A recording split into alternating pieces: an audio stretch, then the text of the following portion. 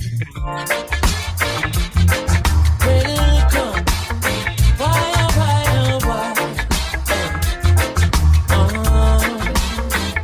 Chronic's left. Why are there so many single black females? I'm not too sure, but one thing that I do know, tonight's gonna be trouble. And them say, here comes trouble, here comes the danger, sent by the Savior, welcome the Rasta youth. You're in tune to the sounds of DJ Harvey. Tonight, we're gonna bring trouble on the BPM.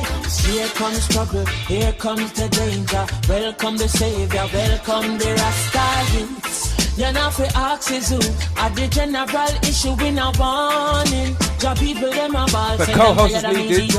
Mish. Co-host. Absolutely. Why not? Why not? No easy motor. Even Bantan said it's not an easy road. Operation occupy the motherland. Calling all soldiers to kind each other along. From creation, he writing a job plan, but Chronics can't do it alone. So I'm recruiting soldiers coming from near and far. I choose executing. Selassie I works and the Rastafari truth. And them say, here comes trouble, here comes the danger. Alison, sent by the Savior, wow. Welcome the Rasta. I've just seen your comments inside the chat. Soldiers for Selassie I army. Here comes trouble, here one thing comes the about danger. this evening, Welcome the Savior, it's welcome going the Rasta. to be stimulating. Let's slide out to that one. Wow. Can I say once again, thank you for logging on to the BPM. BPM, Big People Music. For those of you who are here for the very first time, what is BPM? BPM is Big People Music Zoom platform. We've been here for 2.5 years during lockdown, since that's when we started. And more or less every weekend, Saturday, Sunday evening, we play big people music, whether or not it be revival, soca, ska, revival, lovers rock, R&B, Motown, whatever, we play it for you. Same link you clicked on this evening, it's the same link that you hopefully will click on this Saturday 8 o'clock and this Sunday 7:30, I believe. So that is the BPM. It is your musical debate Zoom platform.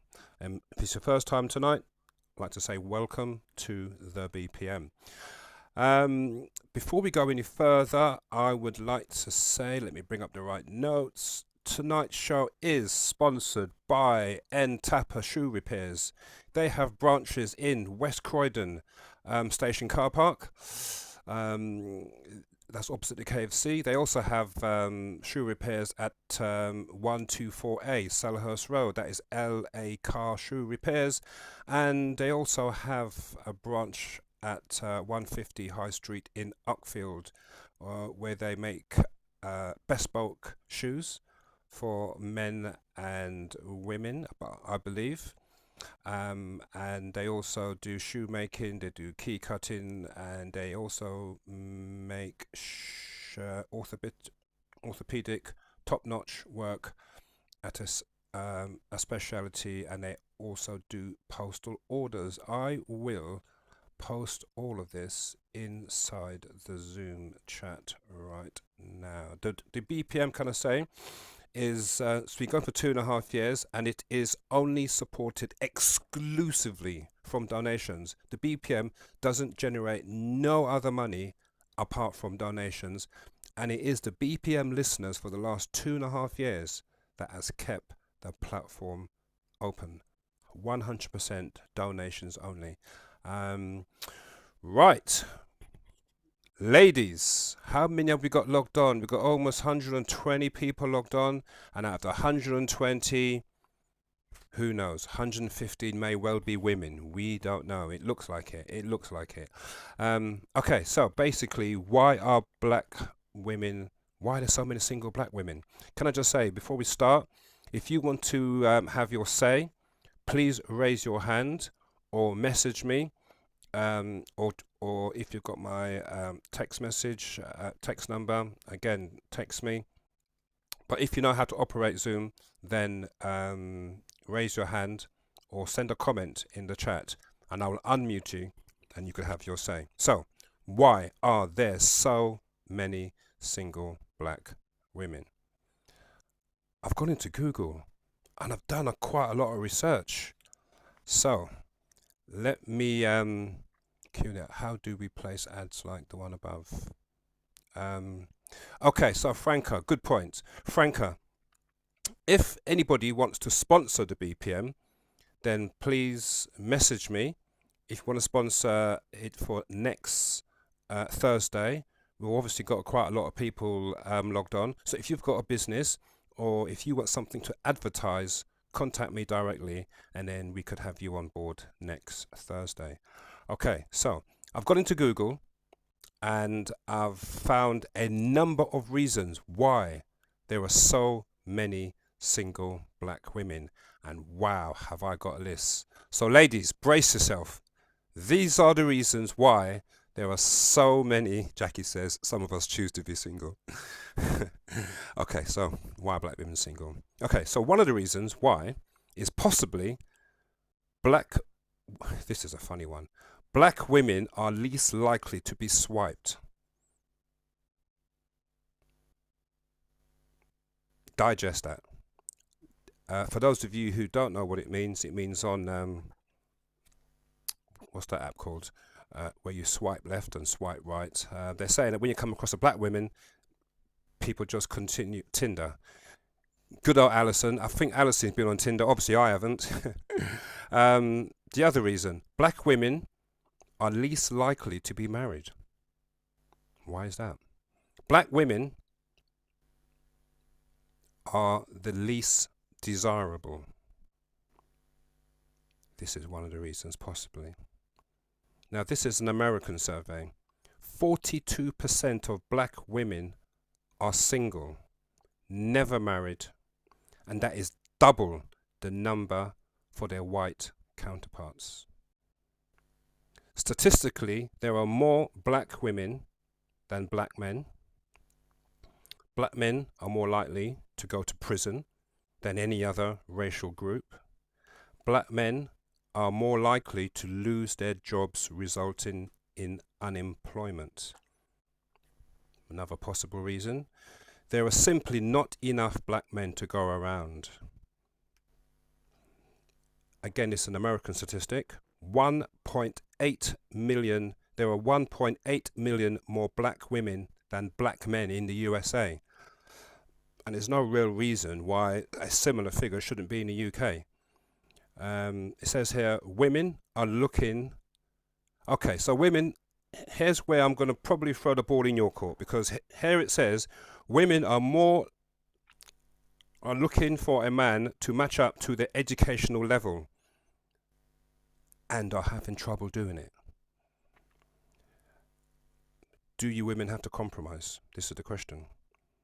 Do black women have to compromise and set aside certain standards to make it down the aisle? So ladies, basically what they're saying, you need to drop your standards, and that is one way of making it down the aisle. It's a very simple solution, apparently so. Black women are reluctant to date outside their race, whereas black men are more open to it. So basically, women, you are a closed book. Alison says not true. But this is what I pulled off the internet. This is what I pulled off. A lot of these stats, that's Steve Harvey in America. He had a similar debate, and I got a lot of these stats from his breakdown in statistics and what they found on his show. Black women are more reluctant to date outside their race, whereas black men are more open to it. I think that's a pretty bona fide fact. Wow. Now, ladies, please, this next one, I'm scared to read it. But this is another possible reason why there are so many single black women. It says there, black women are too intimidating. Black women are too intimidating. It says there, black women are looking for a financial partner. a lot of these stats are mixed up with UK and America. I must state that. Black women are looking for a financial partner. So are the black women looking for finance rather than love, subconsciously? This is what they're saying. What's this one? This last one. Black men's mind. Wow, this is quite an impactful statement. Black men's minds have been poisoned by the media that have portrayed black women as angry, loud, demanding, who are emasculated, classless, sassy, and ghetto. Think about that one. Has the black men minds been poisoned? Have they allowed their minds, the soul and the spirit to be contaminated by such stereotypes? That is the question. So that is some bullet points. That was about a dozen or so bullet points. So basically, what do you ladies think about those bullet points that I've just read out? Maybe you have your own reasons. Maybe you have your own ideas as to why there are so many single black women.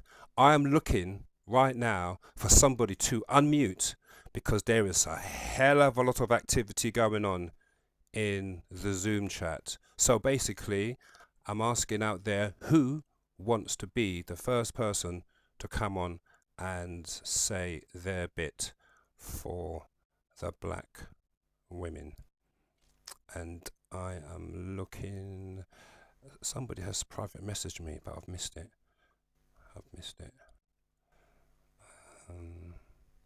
Okay. So Nana, I can see your comment. Wow. Okay. If you want to say that comment, then you're more than happy to come on. So come on. Who's going to be? Oh, right. Alison Badji Khan, I have asked you to be unmuted. Alison, good evening. Good evening, sir. How are you? Nice and clear and nice and loud. I'm very good. How are you feeling after reading that out? Hey, I'm just here to stimulate the baby. Okay. Where shall I start? Do you have the facilities to set up a poll? Because yes, I have. Because those US stats don't reflect the women that are online today. I'm speaking for myself. I'm speaking for the comments that I've seen. Steve Harvey's great, but he's been married how many times? And he talks about his lovely wife, Marjorie, every single day. And his daughter is serial dating any man who brushes past her.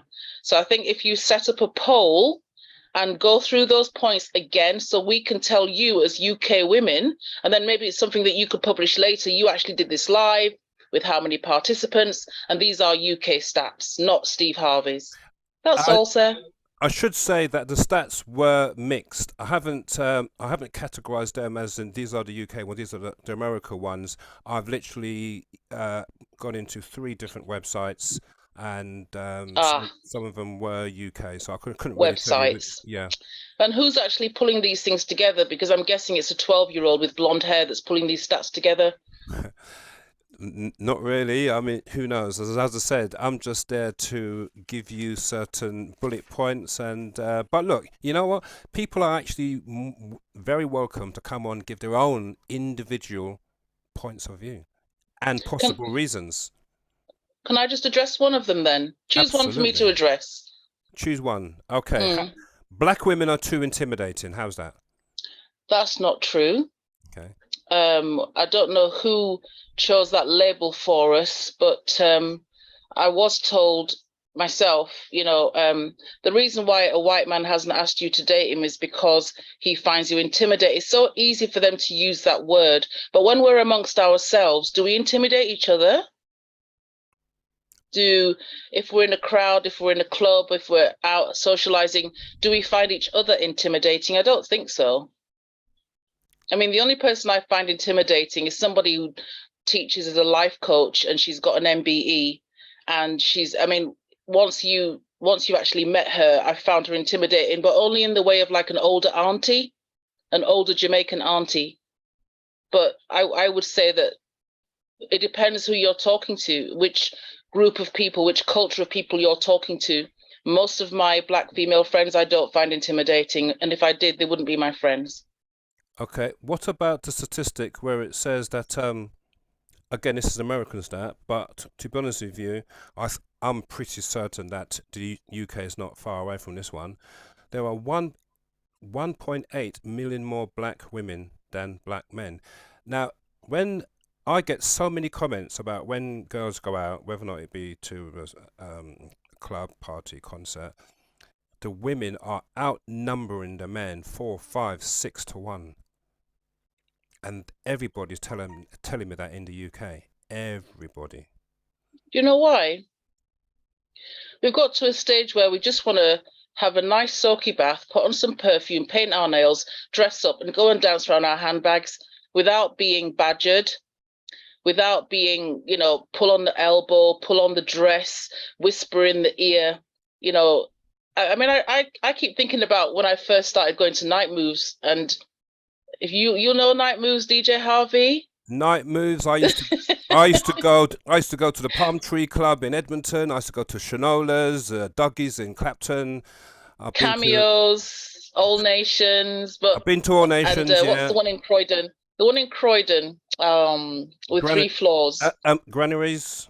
There you go. See. And when you think about how I was approached, me and my girlfriend went out, and how she was approached, and what was said to us, and how people asked us to dance. I think you've probably seen the list in circulation about how you're supposed to ask a lady to dance. Sometimes it's like, you don't even care about the ratio of male to female in the room. You just want to dance and not be hassled. I've been to something quite recently, and it was a celebration of life, and the amount of men that were there with their women still looking around the room. Explain that last sentence. Okay. Still the looking amount around of men that were there at a celebration of life with their chosen, selected, appointed woman, their wife, their spa, whoever she is, but they were still craning their neck around the room. Do you need me to explain craning the neck? No, I think it's very, very clear as to what you're trying to say. Are you trying to say that the men are struggling to focus on their one woman? Absolutely. I think especially, I don't go out as much as I used to, but if I walk into the room and I come across to them as, pardon the term, fresh meat, they've never seen me before, and they're craning their neck. Even when I walk in with a 9-year-old boy, and it's a kind of child-friendly event, they're still craning their neck. Why? Your wife is sat right there. Your woman is sat right there. So what are you looking for? So if we put aside the fact that we were saying that women are too intimidating, and inside the chat a lot of them are saying about the white women, let's put all of that to one side, because let's focus on the men. Let's focus on the men, black men themselves, because they're the reasons why obviously a lot of the girls are single. Now, let me throw another bullet point in. I thought you just had one for me. Somebody else is going to have a chance to take up the things, man. Okay, no worries. Do throw that last one, and then I'm going to stop talking, please. Okay. Because I shook my head all the way through that list. Is there, and that is exactly why I read it. Is there a lack of quality of black men? I don't subscribe to that. I believe there's a lot of good quality black men out there. And I think sometimes they get snapped up by the wrong woman too early. And sometimes it makes them more guarded when they want to step into a new situation. So they're good quality, but they're not necessarily going to they're not necessarily going to give you a ring without you proving that you're worth to them. Excellent. I mean, you could say every black man has an essential quality about him. There are some, obviously, that they're beyond help. But I wouldn't say that there's a large percentage of men that are not, do you know what I mean, within our range, or that you can't. I'm not saying to fix, I'm just saying get alongside and find out a bit more about who he is, what he's about. find out more about the person before you commit to anything, really. I understand. And then find those good qualities, I'd say. Okay. Nurture them without spending too much money. Without spending too much money. Another one, another bullet point that I've got, but I'm going to throw it in later on. I've literally discovering a few more in my head. But Alison, I'd like to say thank you for being the first caller on the BPM this evening. Thank you, sir. Very much appreciated, and enjoy the rest of the show. I'm going to mute myself now. Okay, no worries. I'll mute yourself. Okay, I'm still here. Thanks. Cheers. Bye. Nana, I'm going to send a request for Nana to be unmuted. There you go. Good evening. Oh, good evening, DJ Harvey. I just sort of threw in a question, a comment to you. Yes. That most, and I know because obviously you go out, you go to places. Most Black men find other ladies from other countries. I don't want to be racist or anything here on the show, but they find them quite cheap, quite loose. They do certain things that we wouldn't be found, Black women would not be found dead doing, because we do respect ourselves. We've got class. We just can't drop our levels just to be cheap on a night out. And maybe that's not, the men want to have fun, but maybe we really don't want to have fun. And that's not our kind of fun. So obviously, our men can easily get snatched, but then we are not bothered. So are you saying that Black men are a little bit too vulnerable to other races?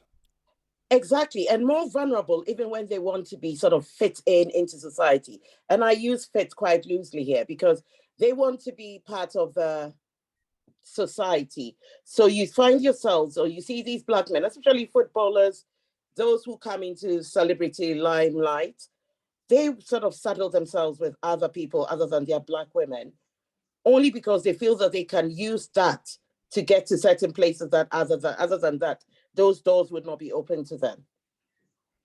Excellent. So there's always, black guys can be a bit strategic to get where they want to be. And unfortunately, they don't tag their Black women along. So who are you blaming? I'm not too sure which race. Are you blaming the other ladies, or are you blaming the Black men? Oh yeah, as the Caucasian. So, but I do blame the Black men because, come on, have some scruples. Know your type. Know what you've got. Who do you blame more, the Black men or the girls, or the non-Black girls? Oh, I blame the Black men, because you look at them and you are like, come on, what are you doing? So are you disappointed in our Black brothers? A lot of them, yes. I see how they're climbing up the social ladder and then get extremely disappointed somewhere along the line. And most of them are getting themselves into mental health because they are not really coping. That'll be another interesting topic next time, DJ Harvey. Sorry, was that subject? Sorry, say again. That subject was? Mental health. They climb the social ladder, strap themselves with other ladies, get themselves into black holes, and they're stuffed. Well, we have BPM are about to associate ourselves with the World Mental Health Organization. Right. Denise is actually on board. I'm not too sure if she's logged on. She's based in Canada, in Toronto.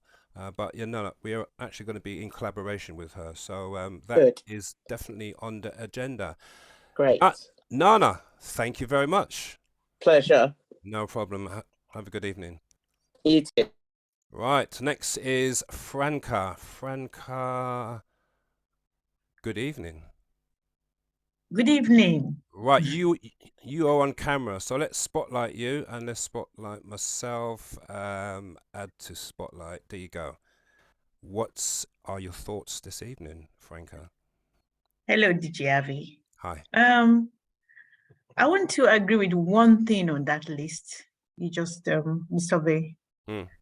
I don't know, maybe it's me personally, but I don't fancy men who are not black. Okay, everybody has personal choices. That's not a problem. Yeah. It's not a crime. I find it very difficult to I don't get attracted to men of other ethnic groups. I don't know why. I wish I did sometimes, but I don't. So maybe there's a truth in that. So you don't you don't find an attractive, tall, dark, handsome Asian man from India attractive, no? No, I don't know. I don't. Right. I prefer my black brothers. Okay. So what has the black men got that other men don't have? I don't know. I can't answer that question. Okay.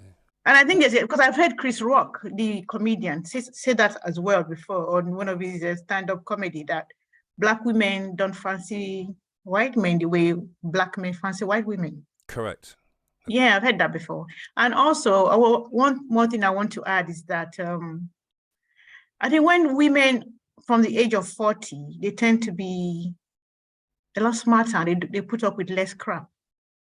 So I think when it comes to relationships, we don't put up with a lot of rubbish that we probably would have done when we were younger. Lifetime experiences. Yeah. So it's like your tolerance level is quite low now. Yes. So you want a good relationship. You want to be happy. You don't want anyone messing you around. Correct. So I think. And what do you? The reason why there are lots of single black women disproportionately to white women. Why do you think that is? Are you blaming? I mean, I won't put words in your mouth. What do you think the reason is? I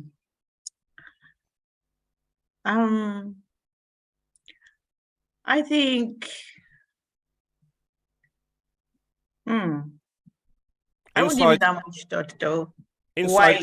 Inside I didn't even know the ratio, because you just mentioned it now. I didn't know that. So I'm just finding out now that there's inside the chat. Where's that comment? Missy says black men treat others better than us. Yeah, I agree with that one. Do you agree with that one? Yeah. Yeah. I see you nodding yourself enthusiastically as though you're in total agreement. Because I've written an article about that actually before. So they do treat women of a different ethnic group better than they treat their fellow black women. And why do you think that is? Complex. Inferiority complex must have something to do with that. Do you think? You're with a white woman and there's this. Yeah, I think that has a little bit to do with it. Let me throw an incendiary device inside this chat. Do you think that certain black men go out with white women because it improves their image in their head, in their minds? Let me give an example. They say that if you want to be a successful politician in the UK or a footballer, you have to marry a white woman. And when you marry a white woman, your profile is better and you become more successful. Just look around you. Most of our black politicians are married to non-black women. And the footballers are doing it now. So I don't know, maybe there's truth in that. But I think the evidence is out there. Okay. Ask you another question. Out of all of your sister friends, your wider circle, is there a disappointing amount of women within your friend circle that are single, or do you find a lot of them are actually married? Okay, yeah. Okay, many of them are actually happily married. Can I ask this and there's question? And there are some, there are quite a few who are single. Okay, can I ask this question? What I noticed is that they came out of their marriage because they were going through hell. And coming out of the marriage, divorced or whatever, they seem happier. Right. Which is a good thing. Absolutely.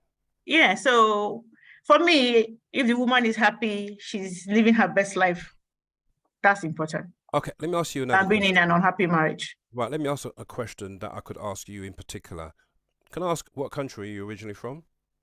Nigeria. Nigeria. Now, do you think that there are more single Nigerian women than single Afro-Caribbean women, or do you think it doesn't quite? I mean, because there is a cultural difference. Do you think that has any influence as to which group is single and free? I think the best way I'll answer that is the culture and the way we view marriage. I understand it's different for both cultures. So I think the Caribbean culture is okay to have children, have a partner, and live together and have kids. When in Nigerian culture, like your marriage is a big deal. The family expects you to get married before you have children. So I think the cultural differences. So why. So in the Nigerian culture, it is all about marriage, marriage, marriage, and then children. Whereas, right, In okay. order is preferred. Whereas in the Caribbean, you're saying it's different. Yeah, I think it's okay for you to want to have kids without getting married. But I think the African culture, not just Nigeria, it's like you must get married. If you're a woman in the Nigerian culture, by the time you're 30, you're not married, your family will be putting pressure on you. You used the word must. You said I'm not sure. You said Nigerian or African culture, you must get married. Is that what you said? Emphasized. Could you? In the Nigerian culture in particular, but I think it's something that happens in the whole of Africa. They expect you that you're approaching 30, you should be getting married. So basically, even if a man is unsuitable for you and you know that this is definitely not a long-term thing, are you saying the culture makes them get married? They have to. It doesn't make them, but you're encouraged to. You're encouraged to. Yeah. So your parents are they will be putting pressure on you to settle down. They do that. Wow. And what is how is divorce seen in Nigeria? I think it's still frowned upon to an extent. It's seen as a last resort. So if you can avoid getting divorced, they will prefer for you to stay in your marriage.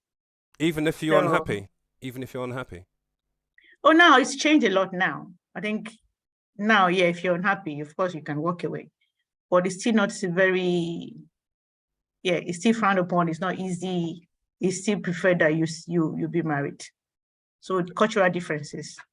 Very interesting. And have you seen it for yourself? Do you think that is a justifiable statement that there are very uncomfortable numbers of single black women? Do you think that's a justifiable statement? Uncomfortable? What do you mean? Uncomfortable as in the numbers are just extraordinarily large. I don't know, because I'm not back home anymore. I'm here now. But I think what I know is that being in this country, a lot of Black women, they're a little bit more, like the pressure is less. Yes. Yeah, so there's less pressure on them. Like I tell myself, if I was in this country when I got married, maybe I wouldn't have, because I'll probably have resisted the pressure to settle down, and I've taken my time because I'm divorced now. Right. So I think this would have been a lot different for me if I was here. Yeah, can I ask you one last question? When you got married, did you feel as though that man was the man for you? I did. Oh, you did? Yes. Right. But I also knew the man had flaws, so maybe, or I'd be thinking more with my head than with my heart. And those flaws that you identified early on, did you as a woman think, you know what, I could iron them out for him? Pardon? Did you think that you could iron out those flaws that you identified early on in the relationship? Yes, foolishly. All women think that. Franca, all women think that. Every single woman I know, at the start. Well, what if you can change the man? I'm gonna iron out those flaws and mold him to how I want him to be. Yeah. That's why I said foolishly. Yes, that's crazy. That's another subject. That's another subject. Is there any last words that you want to say, Franca? No, this is fun. Yes, absolutely fun. The BPM. Can I ask you, before this show, have you heard of the BPM before? No, Nana sent it to one of our groups and I saw it this evening. Well, the BPM's been here for 2.5 years, and yeah, it's going stronger and stronger every single month. But you know what, Franca? Thank you very much, and stay tuned to the BPM. Thank you very much. All right, bye. No worries. Cindy, I'm going to send you a request to be unmuted. Hello. Hi. Let me just remove the spotlight. There you go. Cindy, yes, we could hear you. I blame both sexes. Okay. In what way? Okay. Our black men don't want to settle down because we as black women have become too easy. We're no different to the whites, our white counterparts. I'm sorry to say that. So you're saying that the black women have become too easy? Yep. In what way? They want to drop their jaws as soon as they meet a man, Right. just like a white woman does. That is exactly the opposite to what Nana said. Exactly the opposite.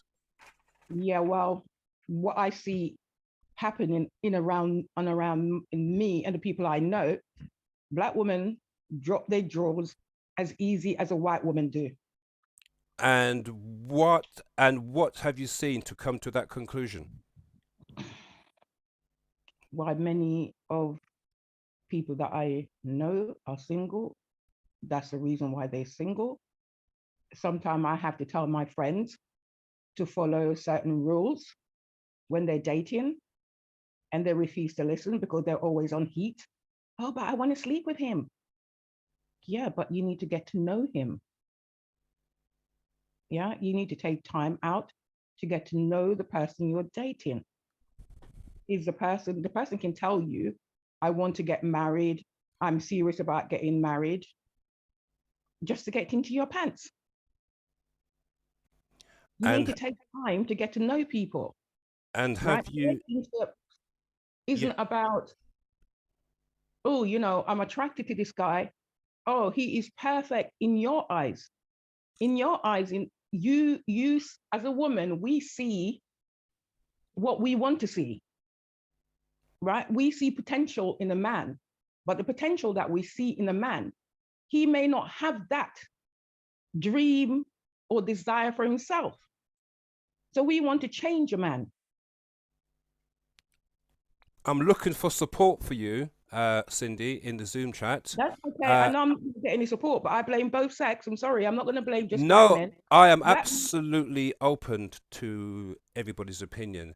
Sandra is saying derogatory to the queens. Merlene says don't scrub us all with the same brush. Cicely says totally disagree based on no actual facts. Jen says I'm going by my experiences and people that I know. Okay, so, and that they know. And okay, I'm going by my life experiences. I'm not living off stats. No, and I'm absolutely actually welcome your opinion. Can I ask you now, this behavior, quote unquote, from black sisters, has this been in the last several years, or has it been ongoing for many years? No, I would say in the last 20 years. Right. Okay. Since we hit the 2000s. Right. I think that black women think that they need to compete with white women, because before it was all white women who were dropping their knickers, and black men thought that we were hard work. Right. I mean, some of them still think that we're hard work.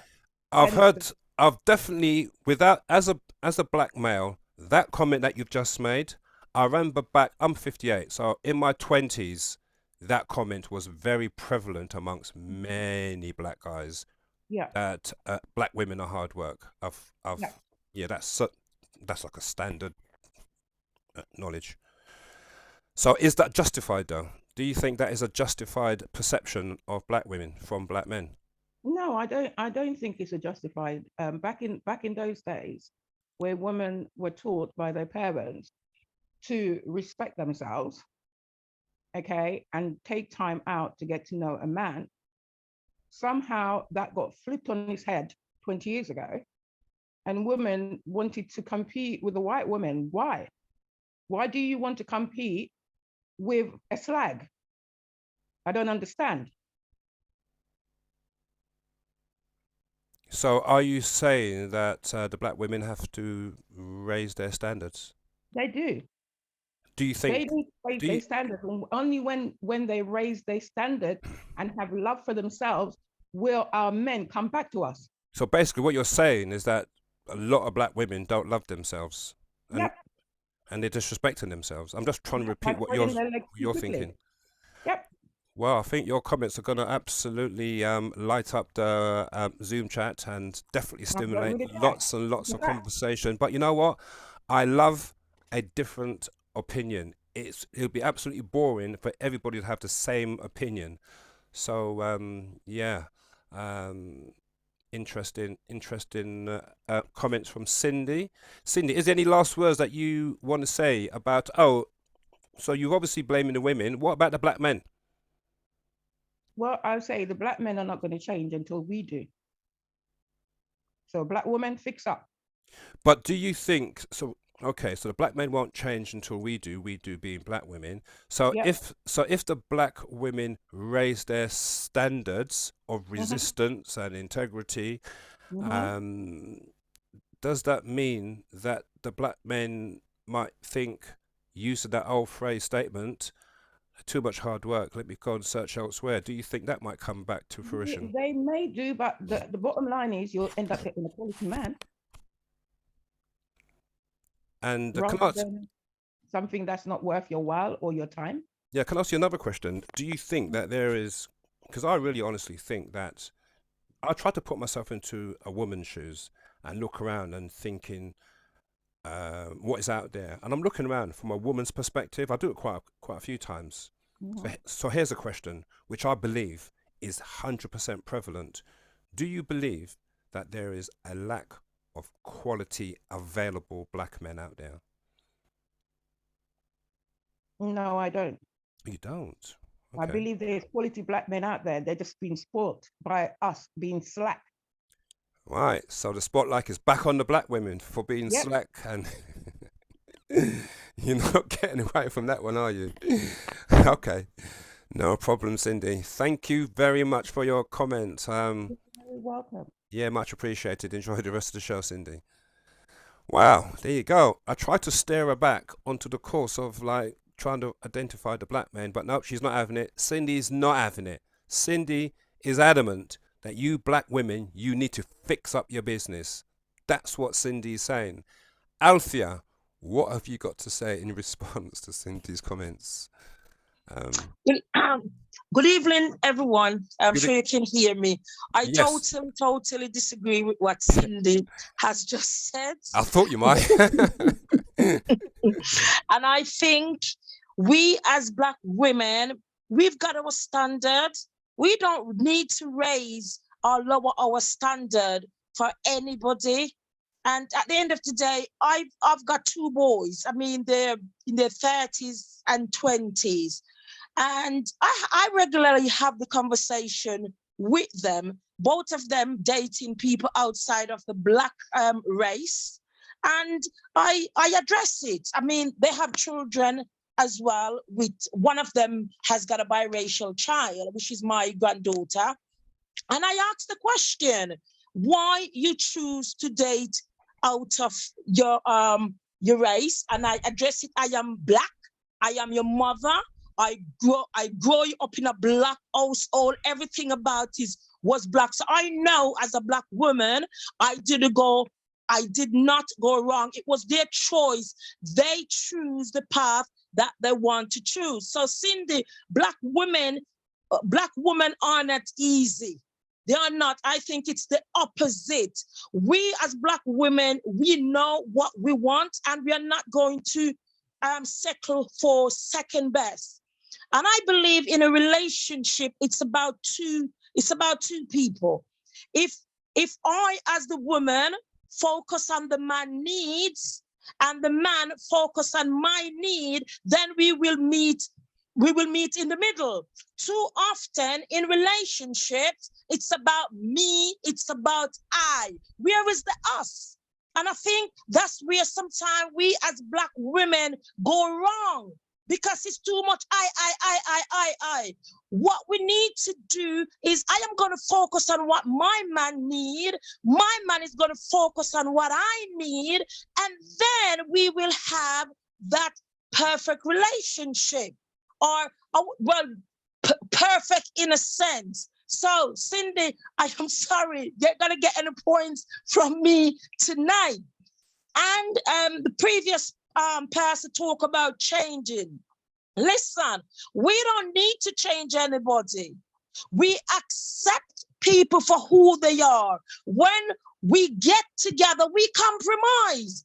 At some stage, we have to compromise with the man. The man has got to compromise with us. I am not going to like everything that the man do. He's not going to like everything that I do, but it's about how we address it. How do I speak to my partner and saying, listen, hon, you know, I don't like so and so. And then he will say the same. If I love him enough, I will try to adjust. And it's about adjusting to suit the situation that you are in.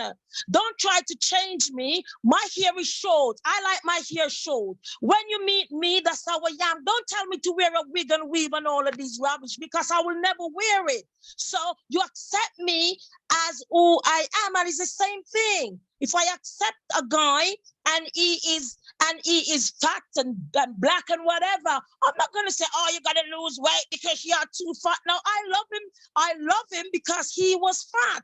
So it's about, we as Black women, we are Black, we like being Black, and we must stick to our Blackness. Don't change for nobody. And I disagree with Cindy about dropping our knickers at the first hurdle. I totally disagree with that. I don't know who her friends are, but let me tell you something. We are mature. When you're in your 20s and your 30s, you sort of drop your little standard a little bit. When you get older in your 40s, you're mature, you start to move up, and that knickers is going to stay on, because the mistake you made in your 20s, the mistake you made in your 30s, when you reach your 40, you're going to fix up. When you reach your 50, you're going to fix it up. So the older you get, the more mature you get, and then you know that certain things you can't do. And then guess what? Your children, when they see how you are behaving, then they will adapt the principle of us as mothers. So we got to set the example in our home.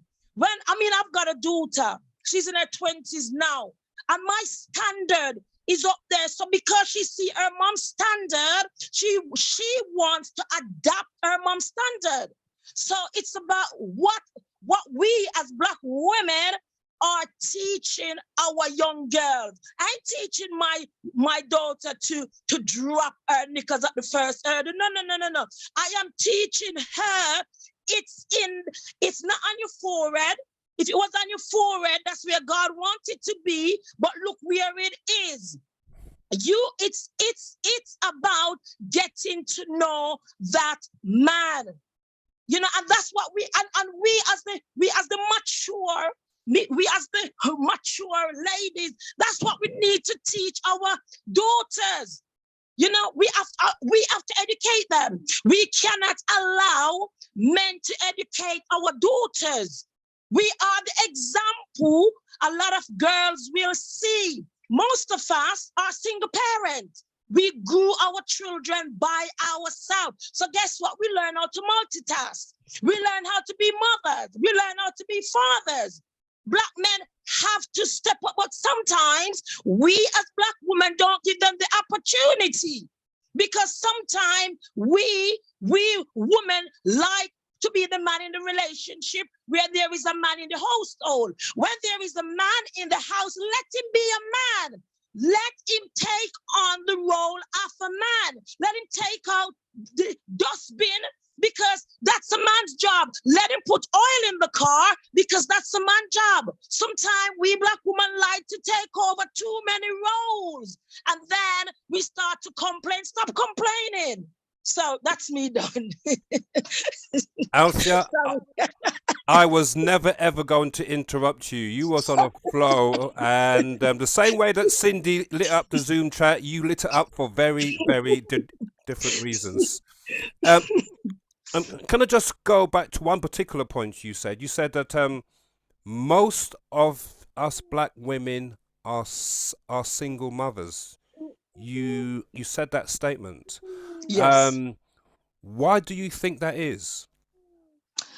I think sometimes it's lack of teaching. Sometimes it's luck of how we was brought up. I mean, I got married at a young age to somebody who was much older than myself. If I had the teaching, if I was taught how to be a wife, if I was taught how to be a mother, I would be married. I would be married to this day. But because back in the days, there was no teaching.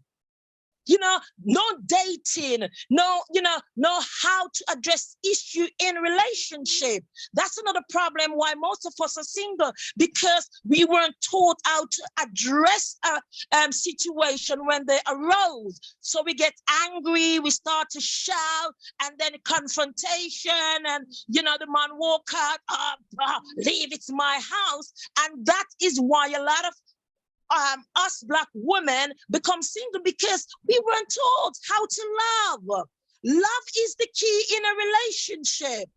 And when you learn to love yourself, then you can give love to somebody else. Most of us Black women didn't have the love and the nurturing when we was growing up. So when we enter these relationships, we don't know how to express our love. So can I just, I'm going to... I'm honest with you, trying to keep up with the Zoom chat is almost impossible. But I've actually pulled out a comment from Jasmine.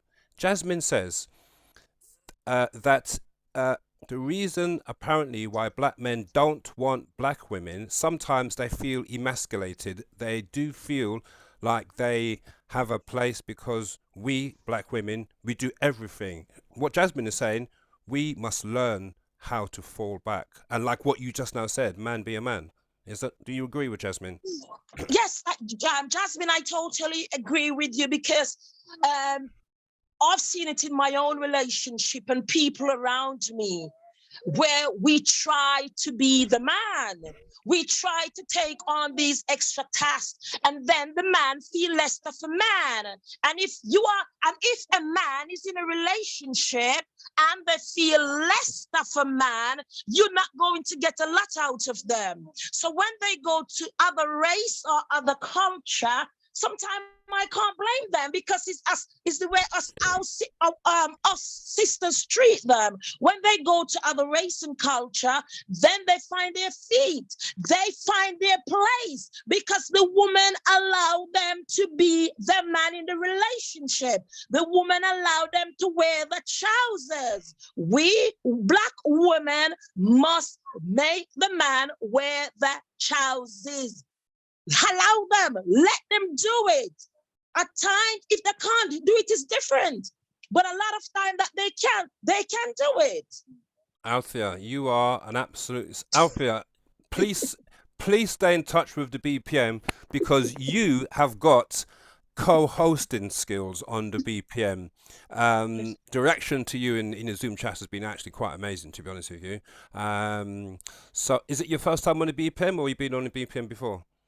I think I went on there because my friend Merle, I think she's on there. She sent me the link. I was on the, there was one, the first time I came on was when you had the all-nighter that back in the 60s, 70s music. I can't remember what it called. It was a Sunday night, I think it was. That's the first time. It's my second time now. Excellent. Well, you make sure you keep sharing the links to your family and friends. The BPM is here every weekend, more or less every weekend, Saturday, Sunday evening, and we just play music and have a good time, have a good banter.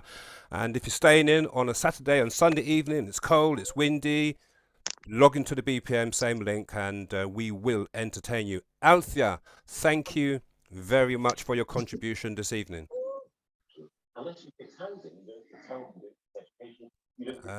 Where is she? I've lost her. Anyway, I think I've got who's next? Is it Sandra? Yeah, hi. Sandra, follow that. Well, it's not a case of following that. I listened to what you said, and what you said about we as Black women are stopping our brothers from being men. Where do I disagree with that? I don't know if the Black man wants to try as hard to be men when they're with us. It seems that when they go to the other cultures, they want to, they do. It seems that they haven't got no choice but to step up. So they step up. But I think that, do you remember when we were kids and how we saw our mothers used to serve our fathers? I think that a lot of black men are still looking for that old kind of style that we're going to be serving. But things have changed, and they've changed tremendously. Yep, Natalie's Okay. So yeah. I don't actually Natalie's agree agreeing with with what you you. said about we're stopping them from being men. Some black men, if you don't actually give them the push to do anything, they don't do anything. They don't push themselves, and that's even educating themselves. And then in the household, if you get, not say two uneducated people, you know, then you get the little kind of, you know, things said to you that shouldn't be said to you as a queen. And the lady before that talked about, you know, dropping, you know, that we drop her nigger. How dare you? How dare you? We have been fighting for our position for years upon years and trying to find our space in society. And can you imagine? I'm hopefully this platform's diverse anyway, and it's got people from all kind of you know, backgrounds. But you imagine in front of the other communities, you have put down the queens to that level.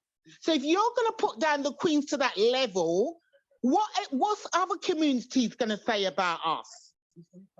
How dare you? Well, how dare you? Yeah, well, obviously, yeah, well, that was obviously one person's opinion. Yeah, but I'm sure she's a mature sense. Where's she been? What has she done on her journey to come to that conclusion? Probably that conclusion for herself. But don't paint us all with the same brush, because I don't know what kind, where you've been or what journey you've been on. But perhaps you need to re-walk your journey again and do not speak about the queens in that way. How dare you? Sandra, can I just refer to, there was a word that I was tempted to use earlier on when the show started, and somebody has actually used it in the chat. I think it was Tay. Tay said that black men are whatless. No, I don't think that's not very kind. All right. And if we keep saying they're workless, they will be workless.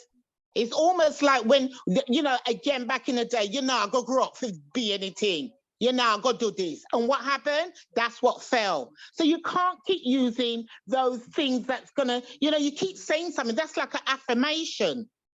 How can you say that about our brothers? Because at the end of the day, perhaps most of us on this platform, even we talk about dating outside the culture, is, you know, I'd like to date within my culture, because that's what everybody else is doing from the other communities. Okay, Sandra, let me ask you a question. Black men, let's put the spotlight on black men. I feel as though the black men are escaping some of the spotlight this evening. And while we're on the black men, can I just say that if I see a hand up from a male, you will get priority and I will unmute you straight away, because so far it's been dominant by women. Regarding the black men, do you think that there is a lack of quality of black men out there? You know what? I don't know if there's a lack of quality, but I think that perhaps the black men, even though they come across in a relationship, I don't think they've had the confidence to push themselves the same way as black women have. I think that is what's happened. So they haven't really kept up with us. And because they haven't kept up with us, right, then you're singing from two different song sheets. So are you saying that the black women are more ambitious and more sort of like climbing up that social status ladder rather than the black men? Yeah, because it makes it very, very difficult, because you've got to be singing from the same song sheet. So would you date a man who is, how can I put this, lesser educated than yourself? It's not that he might have other qualities to offer, but sooner or later, it comes back that if you're having a conversation with him, you're using certain kind of language or jargon and he ain't getting it. In the end, it actually becomes frustrating, because it's almost like you've outgrown him. So I think as a woman, I remember once I used to get with this, you know, I used to get with this guy and he used to say to me, why do I like him? I goes, because you feed me. Do you know what I mean? And it wasn't necessarily that I was talking about food, but, you know, when I spoke to him, he made me think. He made, it made you open. He made, see more. So you're actually learning. I just think that as everybody, you want to develop. I don't want to stay stagnant. I want to, have ambition. I want to think big. I want to have a vision. But if every time you put something to him, he said, no, I can't be bothered. No, that's a white man country. Me now I work for Babylon. Them foolish talk. It's foolish talk. And this is why we are where we are. Can't you see everybody else is surpassing us? Even the countries that's coming from the Eastern European, they've passed us. And why have they passed us? They've passed us because we're not working together, and they actually know it. Look at the adverts. Look, people, queens, kings. Look at the adverts when it come on television. You never see like a proper black family. It's always a black man with a white woman, or a white woman with a black man. It's almost like it defranchised our community. And why is it? Because they know too much about us. They know that we're not together. And why do you think the black community has not been supported one another? Because we had this conversation 10, 20, 30, 40, 50 years ago. We had the same conversation. Because it's like, even within our own community, even if we're going places, we try to put each other down. Look what Cindy said before. I mean, that's taken us like 2,000 years backwards again. She's taken us 2,000 years, to come out with something like that. I mean, even if she ain't educated, even common sense would tell you that's a foolish talk. No. Why would you say something like that? So even within our community, there's inward fighting. There's, you've got to be we're not harmony. We're not working in harmony. The thing about it, we turn around and we say, oh, it's racism there. I know there's racism. It's clear that there's racism. However, it's like we don't like ourselves anyway. Look at what happened in America the other day. Look at what happened. Why would 5 black men kill their nephew, their cousin, their brother? How embarrassing is that to our community? Why would you do something like that? So once again, we've gone back another 2,000 years. I mean, what I've heard about what initiated that attack, it wasn't a chance pullover. It was targeted because apparently the guy who died, Ty, was having an affair with apparently one of the cops, allegedly. It's surprising. 5 black cops beating another black brother to death. Unbelievable. It's unbelievable. And you know what? It was on the world platform. So when we are talking about, Black Lives Matter, listen, they're having a laugh. Right from what's the money? I have a dream. What's his name? I have a dream. Martin Luther King. Where have we really gone? Where have we really progressed? Well, Sandra, can I just pause you on that one? Because the BPM next week will be talking about the same subject. Black people dividing one another, and why? Why are we not supporting? Why are we dividing one another? Big topic, because as I said, this conversation has been going on for years and years and years. Inside the chat, I saw, I forgot who it was, but someone said, what did Cindy say? I've just logged in. And then there was a comment from Sean. Let me find Sean's comments because they're very prevalent. Sean says, this is regarding Cindy. She has her own opinion. Don't put her down. What do you mean don't put her down? She's putting That's what down Sean's the saying. That is what Sean's saying. Was it Sean? Sean, she's putting down the queens. So that coming like Sean, you are put we down as well. Well, you know what? Talking about Sean being a male, we have got a male finally on the BPM. Can I say thank you very much for your comments? Very much appreciated.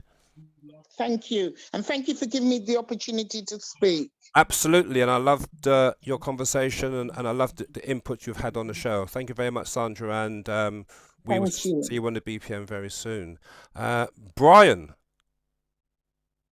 Hi, evening greetings, everybody. Congratulations! Yeah, I'm very excited because I'm actually hearing a male voice. Yeah, absolutely. Yeah, and I'd say the same thing. I can't see why the man them ain't coming up, stepping up, and talking and saying what they'd say. And maybe this is the problem. The black men are just not stepping up, bruv. Absolutely, I agree. And right, what's your opinions? Well, my opinion, really, I've got a lot of mixed opinions. Yeah, a lot of people saying the right things. Well, not the right things, the things that I would agree with. I think Anthea was quite, she was quite blatant and out. She was I don't know, she highlight to what's going on at the moment. If it comes to women and men, and she said some very important things that a lot of us, man and woman, need to listen to. Yeah, when we're together, no one can be the righteous one or the one who is, self. Because a lot of people are self, man. A lot of people, they only think about themselves. They don't think about others. That's not how a relationship works. And I did mention as a joke in the chat that you should take some snippets out of Anthea's comments and fling them on WhatsApp, because my personal opinion, a lot of the things that she said is true. It's about humans, about how we communicate. It's not about man or woman. Here man talk rah, the woman's this, and woman talk about man's rah. It's not about that. We have to come together to move forward. And I hear things about emasculation and women they got to do this, they got to do that for themselves, and man's got to do this, we don't need this, that. It's foolishness to me personally. And what causes that? That's what the problem is right there, and that's really what I wanted to say, really. And what's the reason why you think that there are a lot of single women out there, especially as they get older, 40s, 50s, 60s? There is a whole heap. Yeah, I agree with one of the other women said before, people gone into a relationship, they went in early, young, whatever. They don't want to go through that hassle because, some man just cause them problems, what I mean? And they just want to free. But why are they? Yeah. But why are they disproportionately single compared to their white counterparts, almost double? Well, I was thinking about that, and I thought that you mentioned a stat about there's 1.6 million more black women than men. Yeah. I don't know if I can. I don't know. I'd have to look at. I mean, that stat apparently. Well, that stat was in USA. That is a USA stat. Okay. Right. Okay. Because there's 50%, 51% of women than there are of men, like, in the world. And how that could boil down to race, I can't see it. But in regard, human beings, that's probably a good, figure, man and woman born, you know what I mean? The ratio. But the relationship side of it, that's, to me, it's a bit of a mind boggle, because it just sounds like there's a lot of women and there's a lot of men taking a lot of women, and that's it. There's a lot of bad things going on out there. Okay. Yeah. Let me ask you a sort of ish personal question. Amongst all of your black brother friends, are most of them going out with black women? Yeah, all of them. There you go. It's probably birds of a feather flock together. So is it a misconception that a lot of black men are going out with white women? Because how I see it, if a black woman sees two black people together, man and woman, 10, 20, 30, and then they see a mixed race relationship, they somehow forget about the last 30 black couples they've seen, and it goes, there you go, look, see, they're taking our brothers. I've got a feeling it's a lot to do with that. I don't know. I mean, you've just said that most of your friends are going out with black sisters. Yeah, I agree. But remember, we're still in a white country, innit? So we're going to mix more, innit, with white people. You know what I mean? In Jamaica or Africa, whatever, it's going to be different. So it's just the numbers. But I think in this country, I think one of the things why I think men move away, a lot of people have said some things about women are too this and black women are too this or whatever. You know, we're all personal, you know, we all grow different, you know, even my own family, like some of my own black, you know, cousins and whatever. I can see there might be a problem where people will get to know them better because maybe they don't want to make themselves touchable, you know what I mean? They don't, you know, they don't want to, you know, drop the bar a little. You know, some people call it, I don't know what it is. That's probably the wrong word to use, but I mean, what I mean is that. Yeah, can I ask make you? yourself more accessible to a black man, just to open up your mind and your heart, and you know what I mean, for a bit, and to see what's going on. And that leads me on to perfectly what I was going to say. You said open up your mind, your body, your soul, and just feel what comes before you. Do you believe in Bob Marley's, for me, the greatest song in the world, One Love? Do you believe in those two words, One Love? It's basically love is love. It doesn't matter who you're with. Love is love. Yeah, I agree. Or do you think, like some people have said, you should only love your own kind? So it's not one love. It's basically selected love. What sort of love do you agree with? The one love or selective love? Say that you'd just be based on my own opinion. My own opinion is the black woman is, you know, the god of this earth, straight. You understand? There's nothing better than a black woman. Yeah. Even bowing down to a black woman for a black man is something that that's something that I've been taught. You understand? It's probably how I grow. You understand? And you know, there's nothing better on this earth. And some of our black men don't look after our black women the way they should. In regards to white women, it's a personal choice. But I think with especially now, black people, we're too diluted. We're all over the bloody place. Well, you know what? Purely on that diluted thing, very interesting. Look, the Zoom chat is going so fast I can't keep up. But I have seen a comment again from Alison. Alison says Bob Marley was dual heritage, though his daddy was Scottish. Now, ironically, going back in my family tree, slavery, somewhere down the road, I've got Scottish in my blood also, and that's come from slavery. I know that for a fact. And what she's saying is Bob Marley, his daddy was Scottish. Really? I didn't even know that. Yeah. Wow. And that's another thing as well. I mean, Bob Marley's made mistakes in his life as well. He's been running up and down with women too. And I wouldn't teach my son or my daughter them things. Do you understand? So, you know, it's a lot of mixed things going on. And yeah, he is mixed. I think his dad come from, I think it was Kent or somewhere like that. Something like that. Jasmine says that Bob Marley has had 29 kids. No way. I'm learning something every single day. Like I said, I can't fact check that right now. I'm obviously hosting the show. But 29 kids. Wow.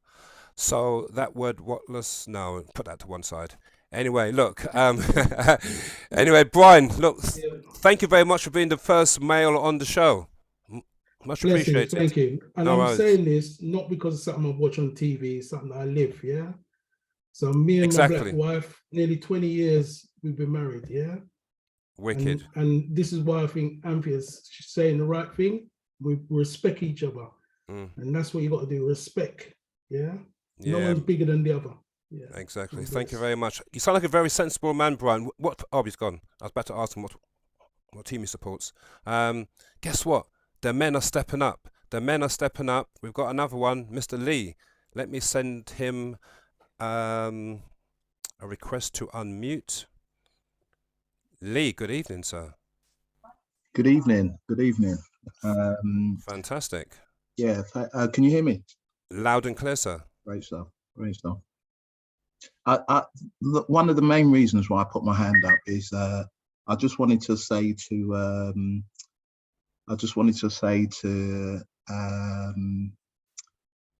Sandra that Cindy said she expressed a view. She was expressing a view, right, of something that she's seen, right. So she was just expressing a view. So don't kill her for expressing a view, you know. Sandra said, "How dare you?" No, she's expressing a view. You know, the one thing that we don't do in our community is we're not able to say what we want to say. You know, she expressed the view. She opened up and she expressed the view. You know, she's not saying that she did that.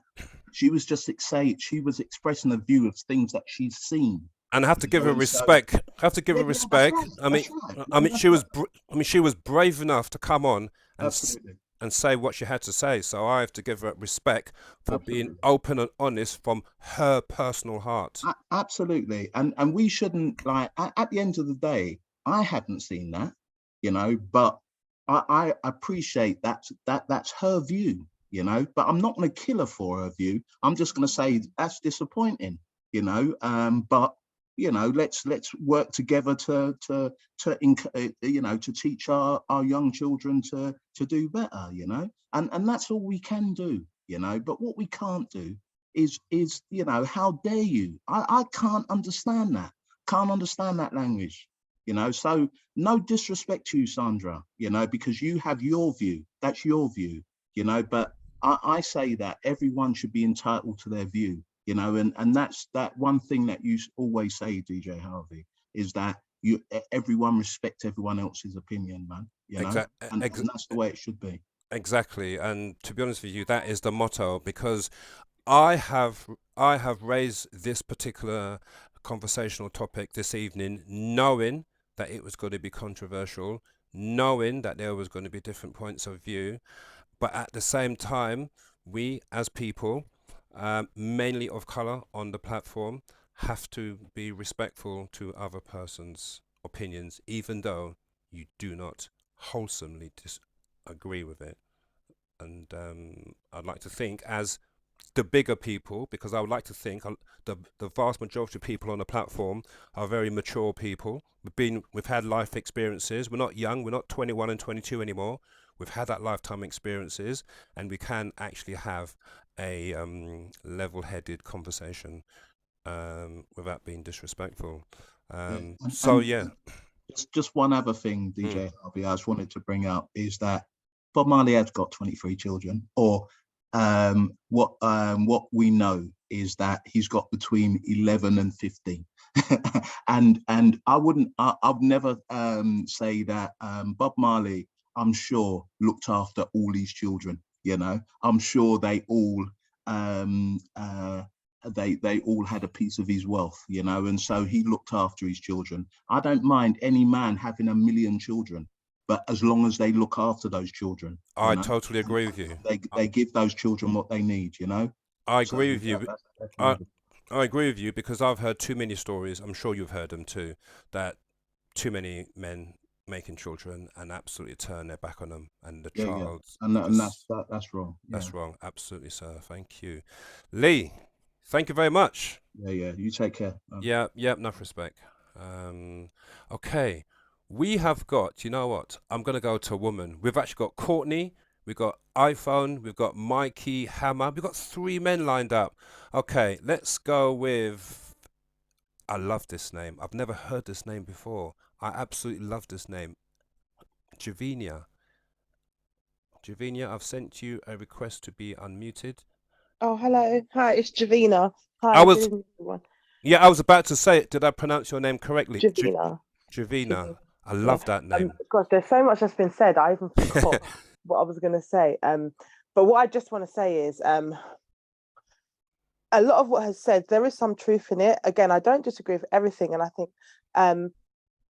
if I think of the reason why some Black women, or some of the Black women I know, may be single, again, it is up because of our standards. Because we're not going to just put up with anything, because through all the dirt or the stuff that's been put on us, the daily fights that we have to fight, the battles that are seen and unseen, we still retain a level of consciousness. Some of us, I can't speak for everybody, yeah, hope everyone understands what I'm saying, I don't want to offend anybody, but so in saying that, and going through life as things are always evolving, there's some of us, I have some people who are desperate for love, who are desperate for companionship, you know. So like I don't want to keep going back to some of the things that were said, like dropping knickers. It's not so much dropping knickers, but people want to try and we want to do different things. We have to evolve. Do you get what I'm saying?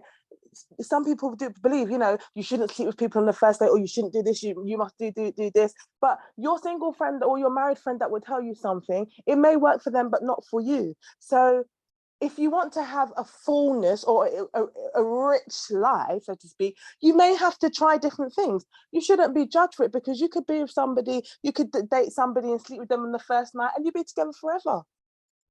Do you get what I mean? Absolutely. Yes, we have to, and I think there is, and also, what else was I going to say? There is some notions about, you know, how we were raised, like, and, you know, my mum's Jamaican, my dad's Asian. So I have been living with a Jamaican mother. There are some, like, things I can relate to, people were saying, and the way I was raised. Did I see my mum and dad represent love? No. I didn't. I didn't see that. My mum and dad get on very well. They weren't together. They split up when I was very young. I'm 43, so I'm speaking. I'm not of the age group of some others that have spoken before me. But in my age group, I'm 43, and I even feel like people my age, they're not interested. They want younger girls.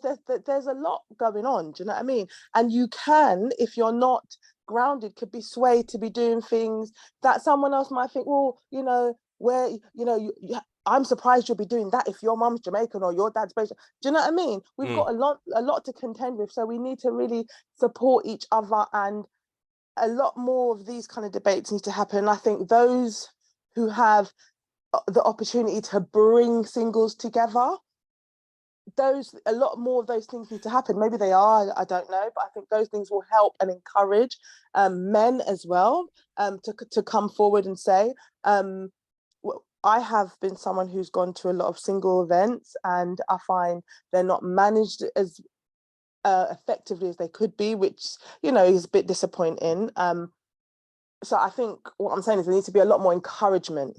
Okay. A lot more things that kind of bring us together. Yeah, that's it before I lose my trail of thought. But thank you for allowing me to talk. No, stay where you are. Stay where you are. A couple of things you said. You said that you're 43 years old, and when you go out, you find that a lot of black men are looking for younger women. Is that true? Younger, and there's all these things with body type. Like I find that some, you know, like I don't have like you know, like these BBLs and all these different kind of things. I know women that are younger than me, older than me, and their bodies are in, I would maybe think, better shape than mine. Do you know what I mean? And that's something you can look at and think, oh, well, you know, I try to work out and do the natural route and eat well and things like that. But like what I was saying is, in today's well, there's a lot to contend with, so to speak. Do you know what I mean? Social media, if you are not grounded, you can be swayed or you know, like do things that you may not, that may be a bit against your culture. Do you know what I mean? Yeah, sort of, or like, not, you know, some people, like, in dating and looking at preferences. Do you get what I'm saying? Are you saying that black women have to, unfortunately, quote unquote, lower their standards a little bit?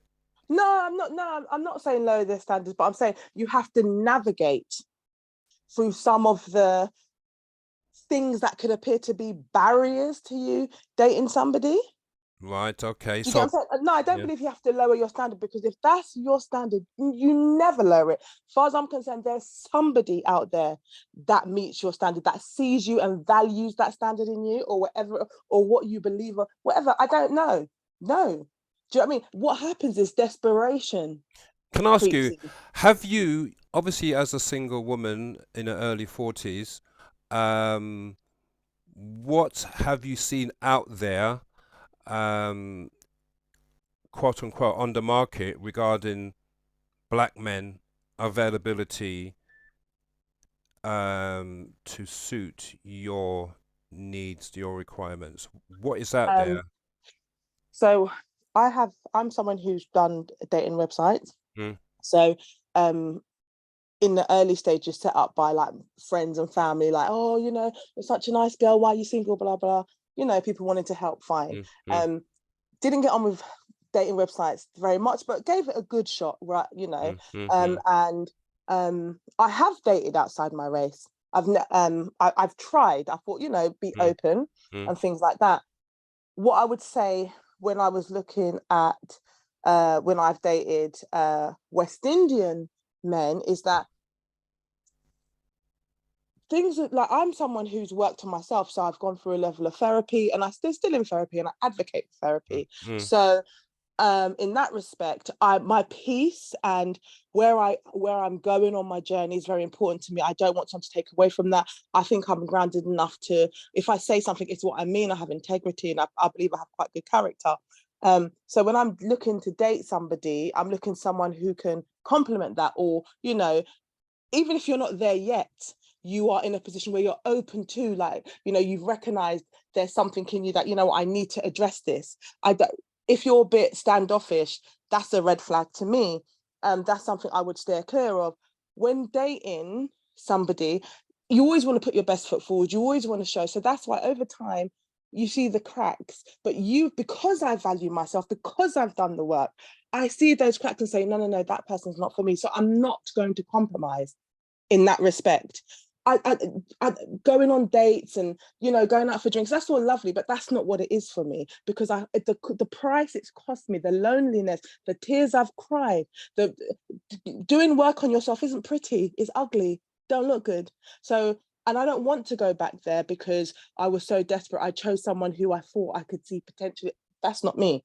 So when I was dating on websites, I found that a lot of men, they would, they show up as the person, but give it time, it's not the person. You're either not emotionally available, or you're just dating. There's a cost to dating. Dating isn't cheap. Do you get if we're being intentional and things like that? So in my experience, I find that, you know, I've done so much talking stages, I'm talked out. Okay, can I ask you one last question? Obviously, a lot of men are physical, women are more emotional.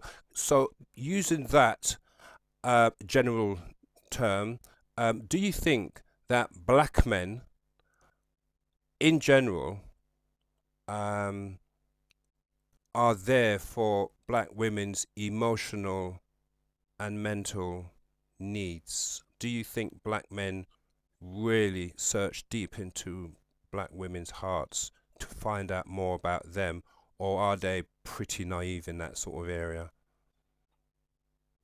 I think yes, you can find. I'm dating somebody now who I feel who generally is interested, who I feel like is there's a genuine interest in how I'm doing. And I know that because of the questions you asked me. Exactly.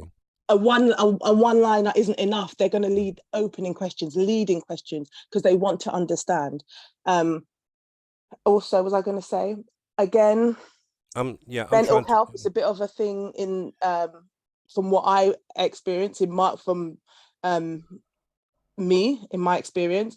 Mental health, black people, you know, it's shunned upon. Oh, you know, you get on with things, you just put things aside, you keep going, you know. But because of my journey, I'm very aware of how I feel when I'm feeling it, and it's something I have to talk about. Well, do you get what I'm saying? Especially sorry, I really respect you, Javina, because like I said, mental health, going for therapy, counselling in the black community, without a doubt, it's shunned, it's a bit of a taboo subject, brushed under the carpet, don't know about it. Like you said, just get on with life and dust yourself down and away you go.